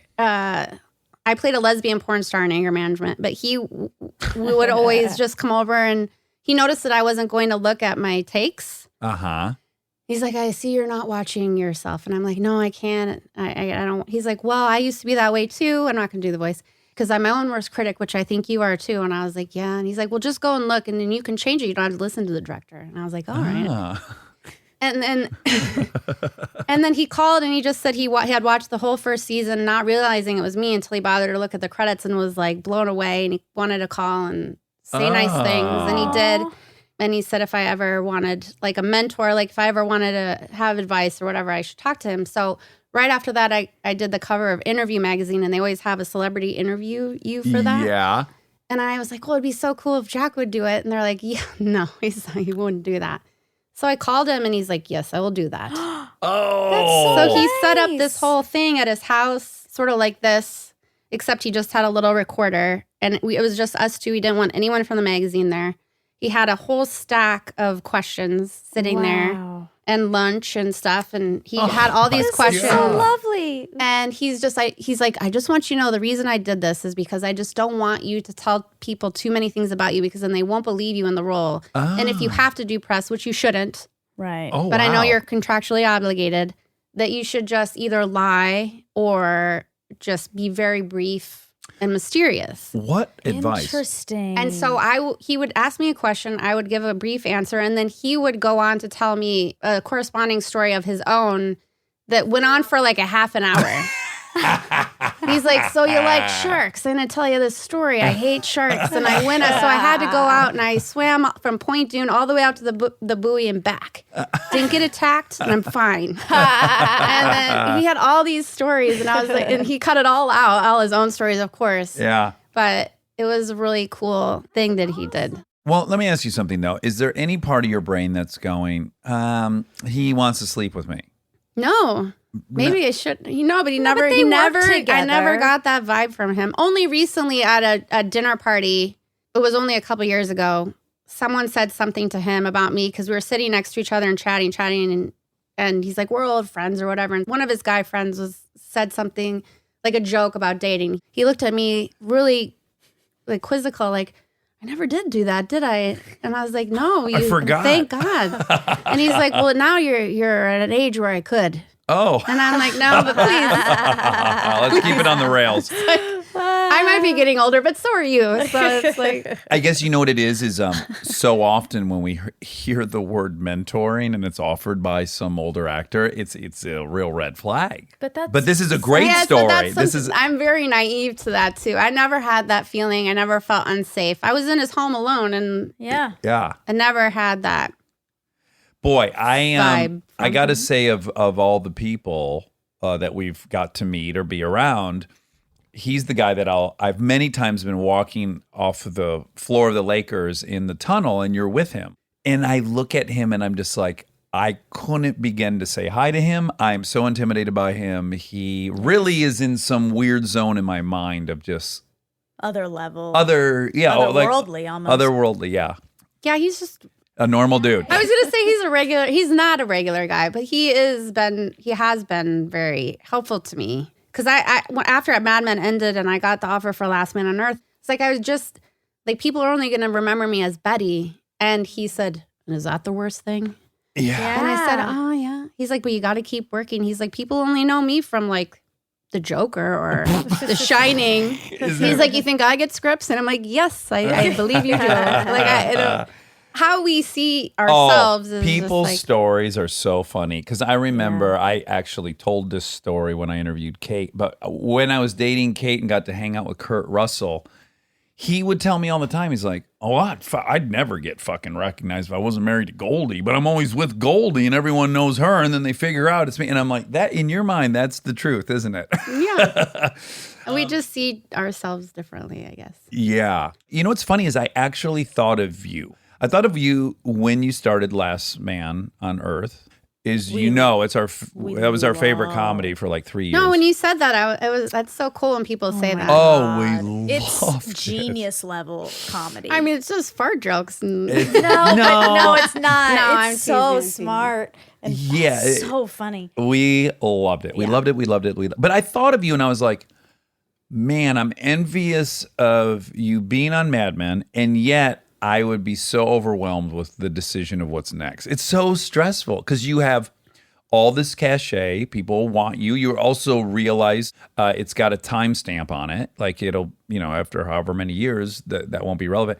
It's just a stressful time to make a decision, isn't it? yeah, I mean, my agent pushed me into that a bit because I got the offer for Last Man while we were still wrapping up Mad Men. And I was super scared to do it. Yeah. For me, just as a person, it was the right thing to do for my soul to go do comedy, do something fun where I'm just laughing all day and be just in a different atmosphere. And then when they said it shoots in Chatsworth, it was like 20 minutes from my house. I was like, sold. Yeah. Sold. Yeah. Which is pretty lazy. Yeah, I where it suppose. shoots is everything that's for huge. Kristen and I. It's just not an option for us to be gone for 8 months of the year or whatever. Yeah, the show I just did shot in Toronto from January till May, and it was so cold and so foreign. And to bring my son, take him out of school, it was just very hard all around. Yeah. What was that? Not the politician. You were No, on the the politician. politician shot here. Okay. So that Which was was easy. great. And I wasn't in very much of it. So that was a breeze. But this one was Spinning Out, which comes out January 1st on Okay. Netflix. Okay. Spinning Out. And what's This it about? is about figure skating and bipolar depression. Of course. That'll. Of course. That old trope. Boy, I've seen that 1,000 times. Classic. If I got to watch one more goddamn series about bipolar figure skaters, I'm going to. It's juicy. Do you have to skate in it? I play sort of like a Tanya Harding as a mom. She was an ex-figure skater, and I have 2 daughters. I don't know. If I get a job where I don't have to slap my kid, we'll see what happens. That's your career goal, is to be in something you don't abuse a child on. You're the lead. You're the big fish. Yeah, Yeah. How do you like that? I don't. Yeah, right? Let's talk about that. It's just a lot of pressure. Yeah. So not nearly on the scale as yours, but when Parenthood ended, I'm like, I'm getting offered now to be the only person or Right. one of two people and Yeah. things. And I was like, I've done this before. I've made these mistakes before. It was like I was in an ensemble without a paddle. It did great. And then I immediately needed to be the lead of something. And then, I've never had that wish ever. I mean, I don't know that I have the motivation or the drive to want to be that person. I'm not married to the job enough to really want to worry about that. is that something that is a product of having a child, or have you always been this way? I've always been that way. Oh, It wasn't something that I ever aspired to be in a real way. right. If I failed or had a bad audition, it rolled off my back. Oh, it didn't bother me. That's It helpful. was like, because there was always a reason, whether it was told to me by my agent or manager or whatever, they're like, you're not right for this because of this. And I was like, sure, that's fine. I never went home crying after something. It's also the truth. I try to tell this to Monica a lot. Not that she's not listening, but the fact that you were up against Elizabeth Moss for Peggy, Mhm. I can't imagine you being Peggy because No, me neither. Can't Yeah. imagine anyone other than Elizabeth Moss being Right. Peggy. you might have delivered it absolutely perfectly, but then just the packaging, you're like, well, I don't know that all this other story we're going to tell on top of it makes the exact same sense. Nothing to do with your performance at all. It's just No, like, Matt oh, Weiner is said it more succinctly. It was just said you're too pretty to play Peggy. this, right. Well, that's direct. And that can just can But be, am I supposed to be upset about that? Like, I don't know. No. Then write me something interesting where I can look the way I look. I don't know. Yeah, but most people leave those auditions and they did what they wanted to do, and then they don't get it. So then they start thinking like, well, maybe the thing I think I do well is not it, and I need to refine what I'm doing. And I'm like, no, if you know what you're doing or you can find your voice and be you, leave it at that, and then you're going to be right or wrong for some stuff. I wouldn't redraft. Well, I always just had in the back of my mind that I wasn't going to be in this job for very long. Like, I'm going to do this. It's going to be fun. And then I'm going to go and be a marine biologist and get married and have kids or live with my parents or whatever it is. Like, I wasn't worried about plan B. I had my things that I could do. Or a meteorologist. Like, I had all kinds of things I wanted to. I can still do, by the way. Yeah. Have you ever TBD. guessed meteorologist? No, but I used to be obsessed with Unsolved Mysteries. Robert Stack, remember? Oh, Unsolved Mystery. Yes, I was scared of that show. I wanted to be that guy so badly. I just was like, January Jones reporting live from the eye of the tornado. Like, I just wanted to be solving the those way- mysteries. I have to know. It kills me. By the way, if my weather woman was January Jones, I would call bullshit. I'd be like, that's not her name, January Jones. As Like a all of a sudden, That's if a you're good name. What about, what's his great name? name. Dallas Raines? Dallas I mean, Raines. come But on. again, I immediately go, he made that name up. But he may really be named Dallas Raines. I doubt it. But what if he was? Or there's another guy like Stormy Daniels or something. No, that's the prostitute. She should become a meteorologist. Yes, there's that's a Stormy not her real somebody. name. That's like the name of her street and her first pet. Yeah, Right? exactly. Oh boy. Oh boy. No, if I renamed myself January Snow, that'd be good. Okay. Do you like Keith Morrison? I know the name. What is he? He's one of the lead guys on Dateline. Oh, yes. Silver Hair Fox. Yes, I do. But I also, Dan Rather Sure. and Tom Brokaw is always my favorite. Tom Brokaw is from South Dakota, by the way. Oh, he is. Yeah, he's on the state shirt with me. And are you that's exciting. attracted to them? Yeah, just because they seem really smart. Yeah. And they're they imbued confidence too, right? Yeah. That's why they're good at it. They make everyone Yes. feel safe. They can deliver you very scary information, but in a very calm way, and you feel In safe. a very even register. Yeah. yeah. Yeah, it's hot. It's their voice, yeah. Who's your dream mate currently? Like Ricky Gervais or... Oh wow, that's a good one. He's going to be thrilled to Oh hear my that. God, I bet No, it'll be on the I first. accosted him at an awards You ceremony. did? Oh, He you was not did? having it. You're kidding. Oh. He was really nervous. I think he was hosting the Globes or something. Oh. Maybe just wrong I'm setting. buds with Stephen Merchant. I was like, get me in there right now. Yeah. He was super nervy, he said. Oh my gosh. I'm so thrilled with this Chris pick. Lilly, I love Chris Lilly. He's an Yeah. Australian comedian. Sure. He did Summer Heights High and Lunatics. Oh. Yes. Plays all yes. those characters. It sounds like you like people who are thinking. I like that. Yeah. Yeah, Sounds that's like you guys great. kind of probably have some overlap. Yeah. Matt Yeah, but Damon, I've Ben dated Affleck. comedians. It's not wise choice. Mm-hmm. Sure. But making me laugh is the biggest thing, I think. yeah. Well, and you have to be smart to make someone laugh. Yes, exactly. and did these comedians fall into the stereotypical they were quite depressed at home, even though they were funny on stage or funny in movies? Tortured. Some sort of There's some torture, consistency yeah. in my experience on that. Yes. yeah. Yeah, it can be a thing. So, what is the title of your new show? Spinning out. Spinning Out, and it's out January 1st, day before my birthday, 4 days before your birthday. I'm very excited to see you play bipolar. I got immersed into it more than any other character, so much so that when I got home, I had to cut my hair off, clean out my closets. I got rid of all my clothes, clean out Really? my garage. Wow. I couldn't shut her. It was messing with me. What was the way in? Like, what did you watch interviews with people who have it, or what was the? I read books and I went on blogs and chat rooms and talked to a lot of people who are suffering from that. And what are like the hallmark signs of that? I mean, it's just dramatic ebbs and flows, right? Highs and lows, and fits of grandeur and fits. Yeah, of, the most interesting thing I read was that women are prone to bipolar disorders. Just all of us have that in us. Just similar to men and like ADD, whether it's hormonal or not. Like we have highs and lows, but not to minimize that. But I don't know. It was really difficult just to do that. Like the manic. I understand why people don't want to take the medication because it evens you out, so you're numb. right. Yeah. And to have those amazing manic episodes where you have so much energy, you don't want to sleep. You're the best at what you do. A lot of creative people have it. Yeah. It's worth that. Right. Yeah. It's worth having the month-long suicidal depression for some reason. Which is crazy, and it's a shame you can't just take it when you feel shitty and then let it go wild when you Yeah, love because it. you just don't know when it's. Well, the only thing I can say, and of course, totally different setting, but when I went and joined the ranch, I was playing a guy with PTSD that had just, gotten out of the military a couple years before. And I was like, fuck, if I play a guy flipping hamburgers and I do it bad, it's not like hamburger flippers in America are going to be like, he misrepresented us. But I feel some real moral obligation to not make a cartoon version of what these guys are going through. And this is just even on a simple comedy.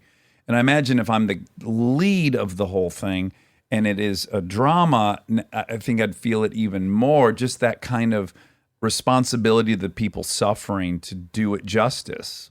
That's kind of a lot of weight, I think the right? people that are related to or are suffering from it will be happy. Oh, good. But when we were doing ADR afterwards, there was a lot of sound stuff that we had to fix because of the ice skating rinks and all this stuff. And I just flat out refused to do stuff. And they hated me for that. But I had to stand my ground. I was like, if I can't hear this noise issue that you say there is, then no one else is going to hear it. I've had the same And battle. I'm like in a manic state with a toothbrush, like bawling, crying. I'm not going to be able to do that in an Sort of- ADR studio. No, It's I just so can't do it. unfair. I remember probably the biggest scene I had in Parenthood was Joy and her finally saying she wanted to resume getting married. It was like my whole character thing added up to this moment. And it had to be raining out. So there's a rain machine above us and those things are fucking noisy. Yeah. And it was like the most emotional, best scene that I had done on the show. And then I get called in there, and they're like, well, we can't hear you over the rain thing. And I'm like, I can't get to where I was without Joy right here and without all the environment and everything. Well, I just realized my position in the show and just stood my ground. Right. Yeah, I'm glad. That's good, yeah. No, but the sound guy who's in Canada, by the way, I'm in the room by myself. The director and producers, no one was there. He started talking down to me and like, oh, you can't do it again. And I was like, I said, you're disrespecting me and you're patronizing me. You're not here. So watch me walk out this room or listen to me. I like the spunky Me side. too, me yeah, too. yeah. We're getting little glimpses. It's come with age. It's good. Well, January, thank you so much for coming. And I look forward to the next time we're at Zimon's house. We have to come across the street and see you Do it. and meet this. We'll have barbecues at my house. Ooh. Is the boy handsome? Is he a handsome boy? My son? Yeah. Yes. Yeah. Okay. Good. I won't Bradley want to- Cooper type. Bradley Cooper type, and he's learning Hey, French. you don't know. He might be Bradley's. He could be. Fingers crossed. I had sex with myself to make him. Oh, good job. Thank you. What do they call it? Asexual reproduction. Well, January. We're really flattered that you like the show. Yeah. I love it so much. That's I've so learned nice. so much by listening to it. Oh, that makes us Very so kind. happy. My favorites are the doctors, and I was gonna do this thing that like super smart scientists and physician. Like I was gonna do it today, I forgot. When they're really smart and they're telling you something they assume you don't understand, they say okay a lot.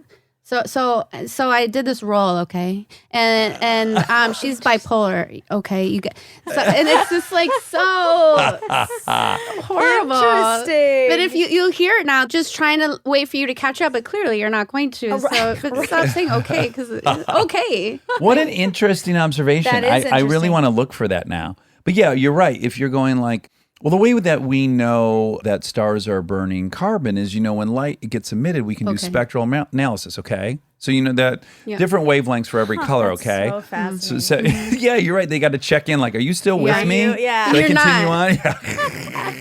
It's a condescension. I'm gonna have to pay attention. I've never Me noticed too. that. Oh, Might be a interesting. new proclivity of I was ours. gonna do it. No one would have got it. I'm glad I didn't. All right. Well, we love I was you. a model, okay? January 1st. Really quick, do you think that, see, I have a chip on my shoulder about people thinking I'm dumb, but I do. The whole dyslexia thing. And do you think it's because you were a model at one point? Because I think Kutcher has admitted to me too that the thing he wants most quickly for people to understand is that he's intelligent. And I have to imagine it's because that's that label. Well, I do. I feel like not necessarily because I was a model, but because people find me attractive, that they assume one thing that I haven't bothered to learn anything. But at the same time, there have been moments in my career where I've used their assumption that I don't have a brain to my advantage. Sure. I mean, the DITS card does work sometimes, especially in negotiating things, because then you sweep in or mind control them or whatever it is. It works in dating as well. Tell us a little more about sure. that. I'm curious. Mana, you could never play dumb. Well, I don't know have you- the other thing to be able Well, to you fall do. back You on do. that. You do. But You do. but You're a Well, some people bombshell. just don't. They prefer that you didn't talk. yeah, that's Right? true. So when you're talking about Ampuline and Lorenzini, they're super bummed out. Yeah. Yeah. Well, we adore you. And January 1st, we're going to be watching your show. and I'm Thank excited you. to see this. For all the hungover people. yeah, that'll be great coming back into the new year. Watch some bipolar. And you'll be able to ice skating. binge it right out of the gates, Yeah. which is so delicious. All right. I love you guys. Bye. Bye. And now my favorite part of the show, the fact check with my soulmate, Monica Padman. We are supported by HP. If you're a parent or you know one, like I do, or you can help take care of kids, you already know what August feels like.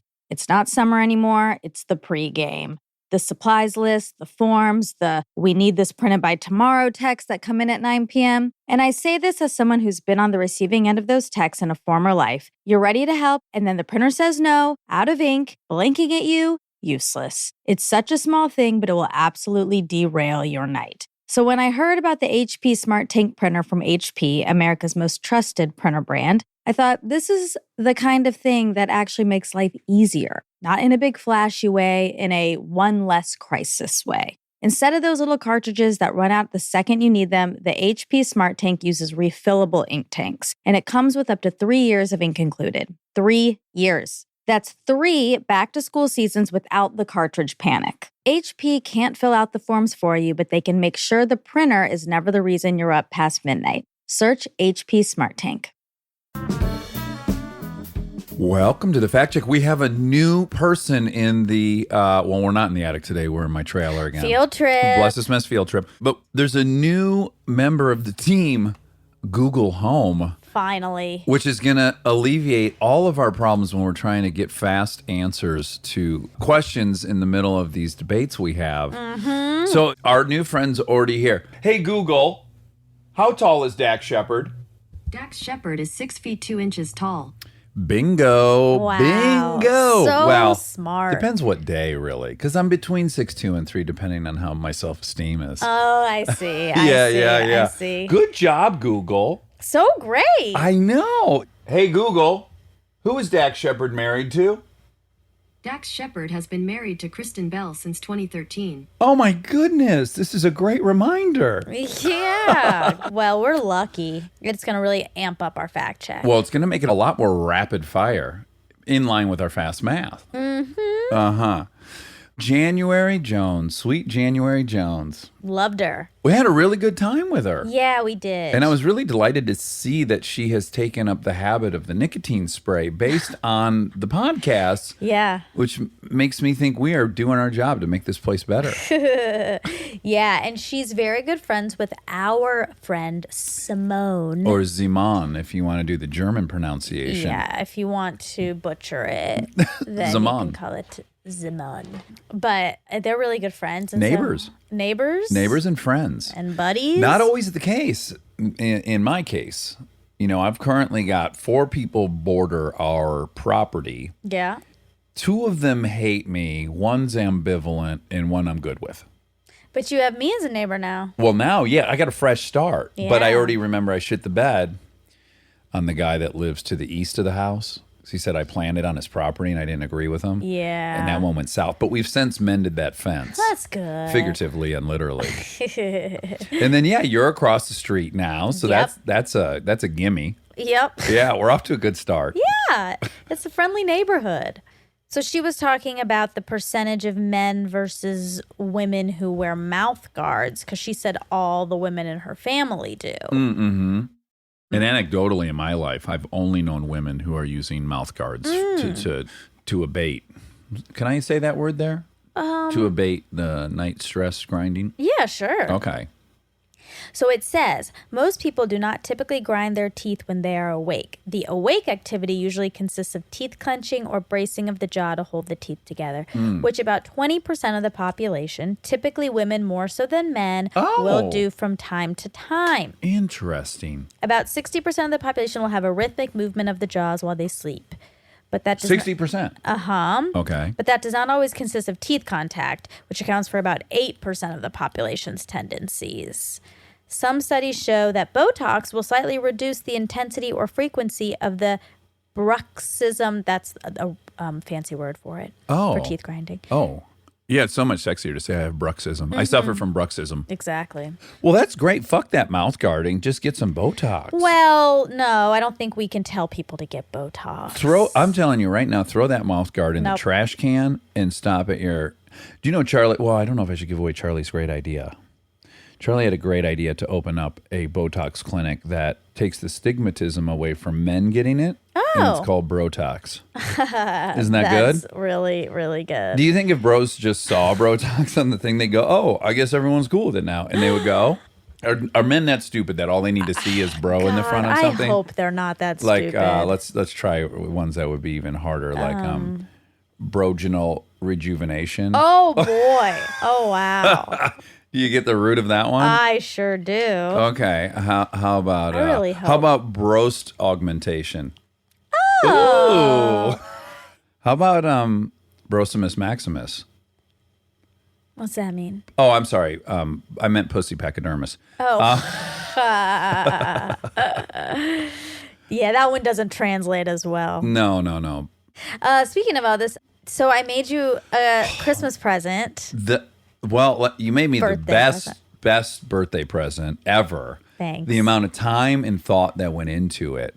And the fact that it has a quote from the show on the front of the calendar. Well, the point of the calendar came from this show. When I had the hunch that if you had celebrity body parts, dirty body parts, Dirties. and then you just had to guess whose celebrity it was to raise money for kids, that everyone would be on board.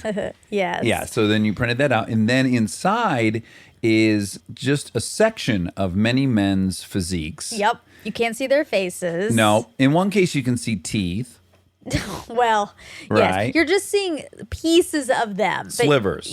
Where you can't identify who they are, really, if you don't know them. Right. And so we went through it together. Mm-hmm. And I'm very proud to say I got 11 out of 12 correct. You did. Really upset I did not get Castillo.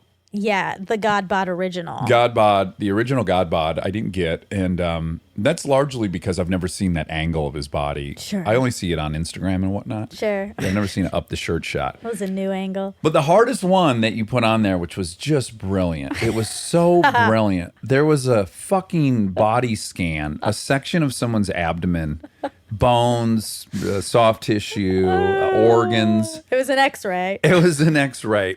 At first, of course, I was like, what on earth is this? But then I remembered Eric Topol, Dr. Eric Topol, our favorite person, gives himself scans on his phone. That's right. I can't believe you got that one. That was impressive. Thank you. Yeah, so I didn't get Castillo, but I did get Topol. That felt great. Yeah. And there was 2 double ups. Rob McElhenney, he taught me now. Yeah. He got 2. He deserved to. And then just other notable mentions was a beautiful thigh shot of Ryan Hansen. That's right. And then a full, what's the reverse of full Monty? When you just show your backside. Full Bonte. Full Bonte. There was a full Bonte of Jess. Buns and all. Oh, that's right. Yeah. And there And? was a ab and arm shot of our PA Nick from This Bless This Mess, where we are currently. Sweet Nikki, I hate because first of all, I thank all my friends who cooperated with your weird text. I can only imagine how you phrased it. And did you copy and paste it once you got the language right? I mean, it was so long, and I did have to copy and paste it a lot. And it was a lot of apology. I'm so sorry. This is such a random, bizarre question. And no way to know if you're really making a calendar or you're just perving out on your own. No, I did a little of both. Sure. You know. And let's be frank, if I was trying to give you the same present, not a chance in Never. hell. If I was hitting up your girlfriends going, hey, I just need a side tit or... Well, no. To be fair, what? I Okay. didn't ask for any private parts. Well, side boob isn't private, is it? Well, you see it in dresses and stuff. It's still private. Okay, I'm sorry. It's still part of somebody's breast. I'm very sorry. Anyways, I doubt I don't know, thigh shot. How about that? Well, how about one of the shots was a nude reverse shot? If I was like, hey, just go full Bonte, your friends would have called the authorities. That's as right. They should. And they should. And they And should. to be fair, that was Jess. That was Jess who was full Bonte. And for him, I didn't even have to give any of the preface. I just said, hey, will you send me some pictures of Nudes. yourself? Send nudes, period. I said, I just need parts of your body. And then everything he sent was inappropriate. Oh, wonderful. So I didn't even ask him about buns. I did ask one person to send me a picture of their butt. And I felt really uncomfortable doing it. And then you I got felt nervous. Then I felt so bad because it was best friend Aaron Weekly. Yes, and no response. No response. And then I checked back in. No response. Oh. Then I checked back in again. That's how persistent I was. And no response. And Ghost. Was your last check-in an apology? Like, hey, I'm sorry. Obviously, you didn't respond. No. You're okay. I was like, Aaron, why haven't you responded Why to don't me? I have a picture of your ass on my You're phone? rude. You're rude. But then it turns out he had changed his number. That's right. And Monica didn't have an updated number. So we're most certainly he would have been on there. I know. I'm so sad about that. But yeah, the text was, hey, this is going to sound weird. And I'm so sorry. But I make this calendar every year. So I went into some history. Okay, I great. make a calendar every year. Little context. Normally it's our friend, Perfect 10 Charlie, our attractive friend Charlie, and it's just all pictures of him. But this year I decided to mix it up because on the podcast we talked about this calendar. So did you get the idea the moment I said that, or was like later when you were editing or something? When you said it, it sparked where I was Okay. like, oh, that might is be a good fun idea. if I could make the calendar into that. Yeah. But I didn't really think that was going to be possible, obviously, because I couldn't get genitalia. Right. What if it was 12 months of dong shots? Penises. Erect and otherwise. So I had that idea, but then I figured that's going to be too hard. So I asked Charlie for the normal yearly 12 pics. Yeah. And he said, this isn't really a calendar year. And I Oh, because yes. Because the update on Charlie, he's 265. said, yes, he's in a very specific shape. Yeah, he just did a dirty gain. Yeah, as they say in weightlifting. Oh, dirty gain. Yeah. Anyway, so he said that, and I said, too bad. Like, I need these pictures. And so he sent me a bunch. Lose 45 pounds. I was like, it's fine. So he sent me a bunch. And then when I was making the calendar, I dragged one of the pictures in, and just the way it dragged, it only covered a certain amount. So as with so many great ideas, it starts with an accident. Well, sort of. Yes, because I was like, oh, interesting. Maybe it would be funny if all of these didn't have his face. And then I thought, oh, no. Wow. I know what I'm going to do. How good did it feel when you connected those dots and you clicked? 100. Oh, and I had been yeah. drinking wine, so I felt really good. Where were you at? Christmas. Oh, you were at home in Georgia. Yeah, this happened. So you put this together right quick. Yeah. Wow. This has happened over the last 2 weeks. Another round of applause for all those gentlemen who Responded so quick. Yeah. They really did. And, I'm just like chasing these people, like asking random people I sort of know for other people I know even less. Right. I don't know Dave Castillo. No, God, bod. I no. wish I did. Oh, fuck. Everyone does, yeah. And he was so nice on these texts. He's the nicest. He was on his anniversary trip. Perfect. So he asked me politely if he could wait till he got home. Oh, okay. That was I nice. said, I guess. I mean, I'm in a little bit of a time crunch, but okay. Everyone was really nice and really quick. Everyone thought it was hilarious. Okay, good. And everyone said yes, except Aaron and except one other situation. Anyways, what a Anyway. calendar. It's a triumph. You should feel very proud of yourself. And again, thanks all the guys out there. Thanks, guys. I will say that, again, just back to Castillo for 1 second. He's out of that circle of perviness. Like everyone else, you ask, Sure. we talk about bodies nonstop. They know what the drill is. Yep. I need to see those delts, those Yep. glutes, those trapezius, the latissimus. Yeah, Rob McElhaney, I actually was going through Caitlin Mm-hmm. for that, and she sent me one, and then she said, and he's making me send this one too. And that's So- what the underwear? Yeah. Yeah, that's great. That's a great. And what's interesting is I got the first McElhenney really easy. Yeah. But then the second one, what cued me up is the Irish, the little clover feel. He has a tattoo. Yes, which I didn't know about. Oh, you didn't? No, I had no idea he had that tattoo. But when I saw that tattoo, I thought, who of my friends would have that tattoo? Old McElhenney. Oh, yeah. Yeah. Oh, this is great. Little sleuth Little thing. detective Little work. Veronica Marsing you did. Yeah, it felt great. The whole thing. It was really, really fun for me. And I mean, I just really wanted to make you laugh, and I'm glad I did. What was I? Oh, yeah. This all got started because of Botox. Oh, Right. well, also because Charlie had 2 pictures also in the calendar. As he deserves. He really deserved it because his calendar sort of was getting melded. Mm-hmm. Yeah, was he at all sad that the calendar was no longer all him? I didn't ask, Okay. but I gave him 2 slots. Yeah. I bet it's like bittersweet. Sure. Yeah. Who knows? Doesn't mean we won't go back. It doesn't. Especially, I mean, God Can't knows where guarantee. this experiment he's doing right Oh my now God. might lead us. Exactly. Yeah. Okay, January. What was the other show that Ashton was going to do? We were calling it Surfing Cowboys when he was deciding between that 70s show Oh, right, and right, right. this other show. It's called Wind on Water. Oh, Wind on Water. I don't remember that being long running, was it? 6 episodes. Okay. She thought maybe it didn't go past a pilot, but it did. Okay. 6 episodes. But again, it's so hard to say because maybe he would have had the power to elevate that thing. It's true. You know? The premise is Ciel Connolly is the mother of Cole and Kelly, who are both champion surfers and skiers. The sons compete in Oh, extreme. and skiers. Wow. The sons compete in extreme sports to help finance the family's struggling cattle ranch. Oh Okay. my God. Well, then how crazy that Kutcher ended up doing the ranch about a struggling cattle ranch. Wow, he was always meant He to. was. No matter how many times he turns that down, it's going to find its way right back onto his plate. I like that. Yeah. Surfing Cowboys. Yeah, that makes a lot more sense now that I know that there was a perilous cattle ranch hanging in the balance Wind on Water. of financial ruin. Kind of a soft title for that. It's all about X Games, but it's called Wind on Water. know. That's not like a Christopher Cross tune, you know? I think Surfing Cowboys might have been better. Oh, absolutely. Okay, so this is a sad turn. I'm Okay, we sorry. were talking about depression. Okay. And the depression rate, you said 40% of people in America have depression. Okay. So, the National Institute of Mental Health estimates that 6.7% of the adult population had a major depressive episode. So, I'm going to ask our new friend. So major depressive issue. Yeah. I'm going to ask our new friend what that number is, okay? Okay. Hey, Google, what is 6.7% of 209 million? All round. The answer is 14,003,000. Okay. Hold on, though. We have more than 209 million people in Of America. the adult population. That's the Oh, current that's the adult adult population. population. Yep. Over 18.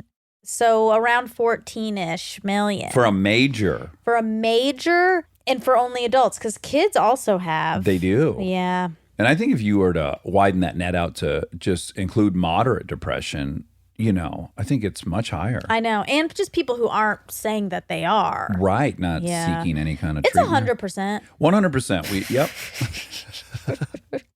Oh, okay. So remember how she said fuck means fornication under consent of the king? Right. And she said golf means gentlemen only, ladies forbidden. Okay. I don't believe that one. I didn't look up that one. I'm suspicious of the first one, but I certainly don't believe golf. I think it was applied afterwards, like Ford. Ford stands for found on road dead. Oh. Or Ford stands for fix or repair daily. Oh my Now, God. Ford does not stand for that. It was Henry's last name. Right. But we've sure. now made up these really funny things if you're a Chevy Sure. guy or a Chrysler guy, or you're a Yugo guy. What's that? Do you remember? You don't remember? Yugoslavia decided to come onto the scene hard in the 80s and start manufacturing a very inexpensive vehicle called the Yugo. Wow. And it was, look, I don't want to besmirch the national character. They were not very good. Oh. Yeah, and they were about the size of a smart car, but they were called a Yugo. Okay. Mhm. They were And just ahead of their time. Yeah, sure. It was a very popular punchline in the 80s. Oh, it was. It sure was.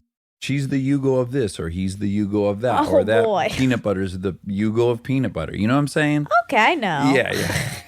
I feel sad for them a little bit. Yeah, it is sad when anytime someone tries hard, they give Yeah. it their all and they fail. We don't know that they gave it their all, but presumably they did. Is Yugoslavia even it's not even a country now, is it? It's been broken up. Let's ask. Hey, Google, is Yugoslavia still a country?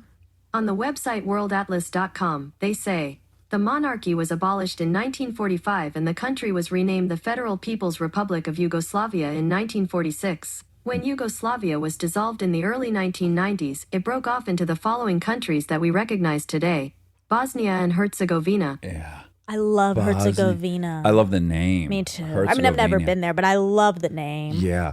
Okay, fuck. So that's a rumor. Yeah. I love it, by the way. I do too. I love it. I'm glad she said it. Me I just too. don't know if I believe it. First printed in a Scottish poem in 1503, the ancient and awesomely powerful F-bomb continues to mystify lexicographers. Ooh, lexicographers. Wow. Lexicographers. To mystify lexicographers. It's really hard to say. Yeah. Rumors persist. Leave it to the people who study language to make their title the hardest. They're Kind of cool. so cheeky, So on those brand, guys. yeah. Rumors persist that legal acronyms spawn the obscenity in question. Fornication under consent of the king, or the Irish police blotter inscription, booked for unlawful carnal knowledge.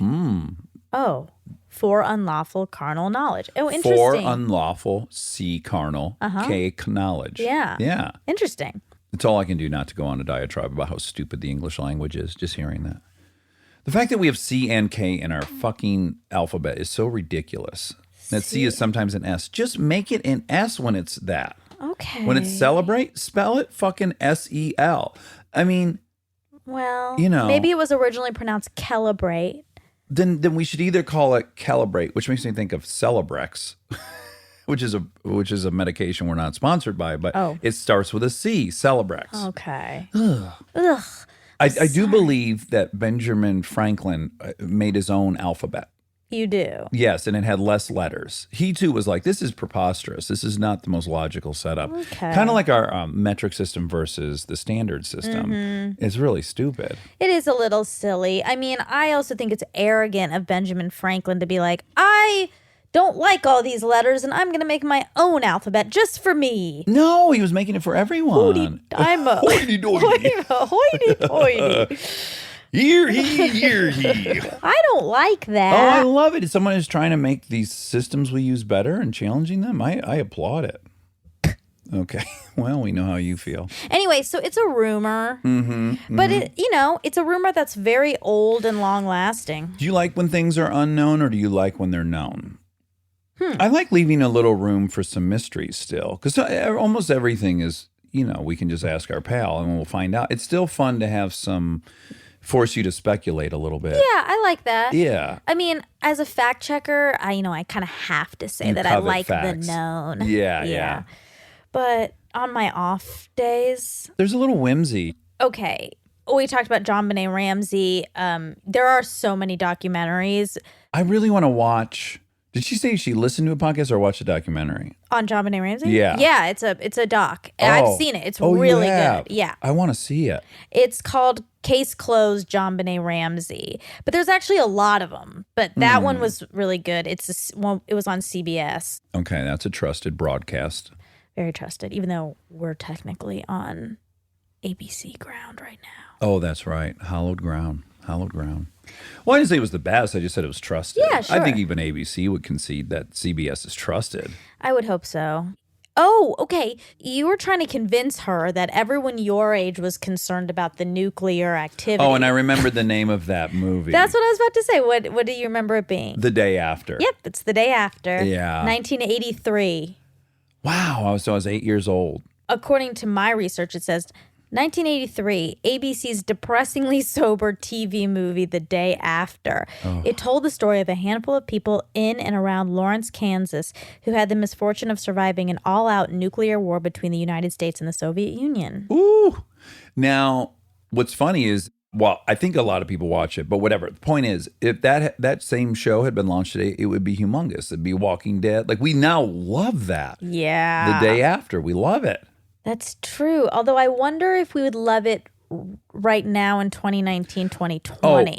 Oh, I'm so glad you're bringing this up because this is something that I thought of just a couple days ago. So there's a popular chicken restaurant now called Crack Shack. Oh. Do you know about it? No. So Tell me. There's one, I guess, in Glendale. San Diego is the original. It's Richard Blaze from Top Chef. Oh, I love Richard Blaze. I just love that we have an in-house food expert. We rarely get to see Wobby Wob's skill set like that, but boy, does Wobby Wob know every single chef. And so, yeah, it's called Crack Shack, and it's a great name, Crack Shack. Is right? it You like new? The one in San Diego is years ago. They've got one in Costa Mesa. And Is this- Pat- do we Oh, eat Vegas. it? We ate it. We brought it. I Oh, brought it to the yes, attic once. yes. And that's also why it came up, because Kristen's dad ate at the one in Vegas that they've now opened.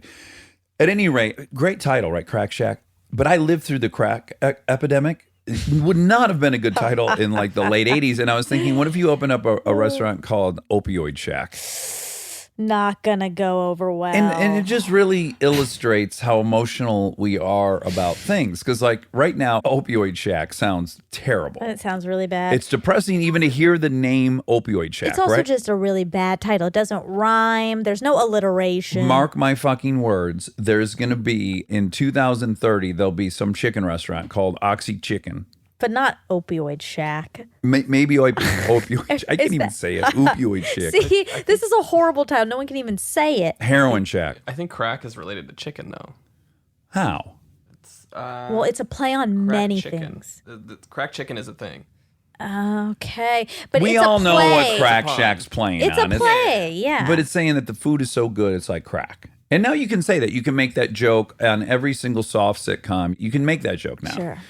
You can't say opioid now. It's not funny because we're all so emotionally involved Yeah, it's in not the funny. devastation. But it just goes to show these waves. It's you know? true. It's Yeah. true. I mean, I'm going to stand by. We'll place a bet now. What did Okay. you say? And how many years do you I said think? 2032. Okay, in 2032, we'll come back and we'll So see. arbitrary, that guess. I didn't even think that out, but Well- I'll stand by it. How much money do you want to bet on it?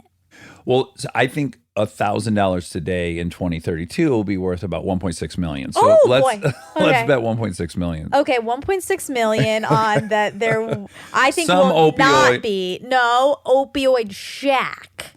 Well, the only way I'm shaking on this is if we include like Oxy Shack, Okay, the name still has to be. OxyContin Shack, Percocet Shack. You know, some Okay. some popular opioid. Okay, I'll that's fine. Vicodin, like DEN, like No, a den. I'm not. I can't. Yes, in fact, No. Vicodin is a great name But even that's now. why I can't. That can't be part of the bet. The point is that that's a horrible, horrible name. Opioid Shack, Percocet Shack. Those aren't names. They don't have alliteration. They don't have rhymes. But Vicodin. How about this? How about Opioid Oasis? That's Can better? we just settle on the opioid part? Because I can't. I'm not Well- going to commit to Shack or whatever. That's not my point. My point is just opioid does not make you want to go eat a piece of chicken, and crack does. Okay. Okay. 2032. To be earmarked, Rob. Write it in the list. Write it on the list.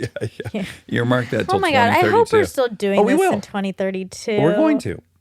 I'd love That's that. not to say anyone will be listening, but we will do this in 2032. Okay, great. Okay. Robbie Webb will own like CBS by then, but you and I will still do this. CBS, very trusted brand. Very trusted. Not as trusted as ABC, though. CVS. Oh my God, you're going to own CBS. CBS, another very trusted brand. Yeah. Hey, Google, what does CVS stand for? Consumer Value Stores. Okay. So she said that Mad Men went 9 years or something, and it was 7 seasons. Okay, but maybe it was stretched across 9 years? 2007 to 2015. Okay, that's 8 years. Depending, I suppose. Ish. Yeah. Okay. Is Dallas Raines really named Dallas Raines? Oh, what a great question. I bet every Angelino is going to be so relieved to hear the answer to this. The answer is, he was born in 1954 as Kevin Feinstein. Oh, yeah. Wow, is that a departure from Dallas Raines? I guess it could be Kevin Feinstein. I'm not sure. Feinstein or Feinstein. Correct. Now, I mean, wow, right? A real departure. And again, he made a good marketing move. We fucking love Dallas Raines. There's absolutely no debate about that. Yeah. We love him. His hair's spectacular. He's an entertainer. He's great. So we're not taking a shot at D. Raines. No. But a real departure. Kevin Feinstein. I like that he did that. He just made a funny, smart marketing move. It fucking worked. The guy's been telling us about the weather in LA, which, by the way, there's nothing to tell you about the weather in LA. It's fucking sunny out, and it's between 70 and 90. There's nothing to report, and yet he has made a meal out of it. Good for him. I know. Do you think he was born knowing that he wanted to be a weatherman? A meteorologist? Yeah, because maybe he changed his name at age 10. I don't know. Like, he could have Where'd you say he was self-fulfilled from? his prophecy. Where'd you say he was from? It didn't say. Oh, okay. I'll ask. Hey, Google, where was Dallas Raines born? Dallas Raines was born in Georgia. Ow! Oh, jeez, didn't you hit your Oh my head? God, I hit my head in because I was so celebration. excited. Oh my God. We got to talk to him because it's not, I assumed, of course, he was from Texas. He's like, this is cool. I'll throw a bone to my origin. And then rain, I love. Right. I'm going to move to somewhere without rain and become Dallas. Oh my God, it's all blowing It's my mind. layered. He must have known he was going to do the weather in LA where there's no rain. Yes. And he goes, people want rain. They want Dallas rains. Yeah. Those famous rains that come through Dallas. They sweep through Dallas. It says his dad is Riley Raines. What? His name's Kevin Feinstein. Oh boy. Maybe he has his mom's last name. He has a whole history. Maybe okay? the dad was like, I got to back you up on this new thing. I'm going to change my name too to Raines so that no one calls bullshit. He might have been protective of his son. Maybe. Like if I had changed my name to Dax Brando, my father would have maybe followed suit to substantiate this. Maybe. That would be nice of him. Yeah. You know, that was always my plan was people may or may not know this, but you can't enter the Screen Actors Guild with the same name as another working actor. Correct. That's why you see so many of these actors with middle names. They don't go by their middle name, but they were forced to. Yeah, like Julia Roberts' real name was Julie. Oh, okay. But there was another one in the union. I said, well, Marlon Brando's dead and he's not using that name anymore. What if I officially changed my name to Marlon Brando, but I was just on a sitcom on ABC? Wouldn't that be spectacular? Oh, my God. Or Ernest Borgnine. Oh, wow. I started going by Ernest Borgnine. You could go by Herzegovina. Bosnia-Herzegovina. Yeah, you could go by that. That'd be fun. I have some connective tissue with Ernest Borgnine. Oh, you do? Because he was in the movie version of the book The Adventures from which my name comes. Oh, wow. Yes, he was great. He played Big Cat. So he's your dad. He's my dad.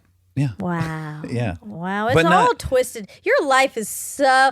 My dad's simulation is just. The poetry of your dad's thing. I mean, it's just, when you look into it, there's just all these intersecting layers and interwoven themes. It's so great. You're so lucky to be in my dad's I simulation. am. I couldn't have picked a better one. Yeah. Oh. Well, is that's that all. It? But January, we love you. Love. We really enjoyed talking to you. It was really fun, and I'm so glad she came. And Oh, and she's obsessed with The Bachelor, and there's a new Bachelor on, so I bet she's watching it. And maybe I could watch it with her. it's a commute. It's a hike. She lives on the other side of the She could world. come to me. Okay, great. In that event, yeah, and she's got a kid. But yeah, that's That's fine. He can play in the hall. all right. Well, on behalf of all of us, have a great rest of your day. We love you. We love you. I love you. I love you.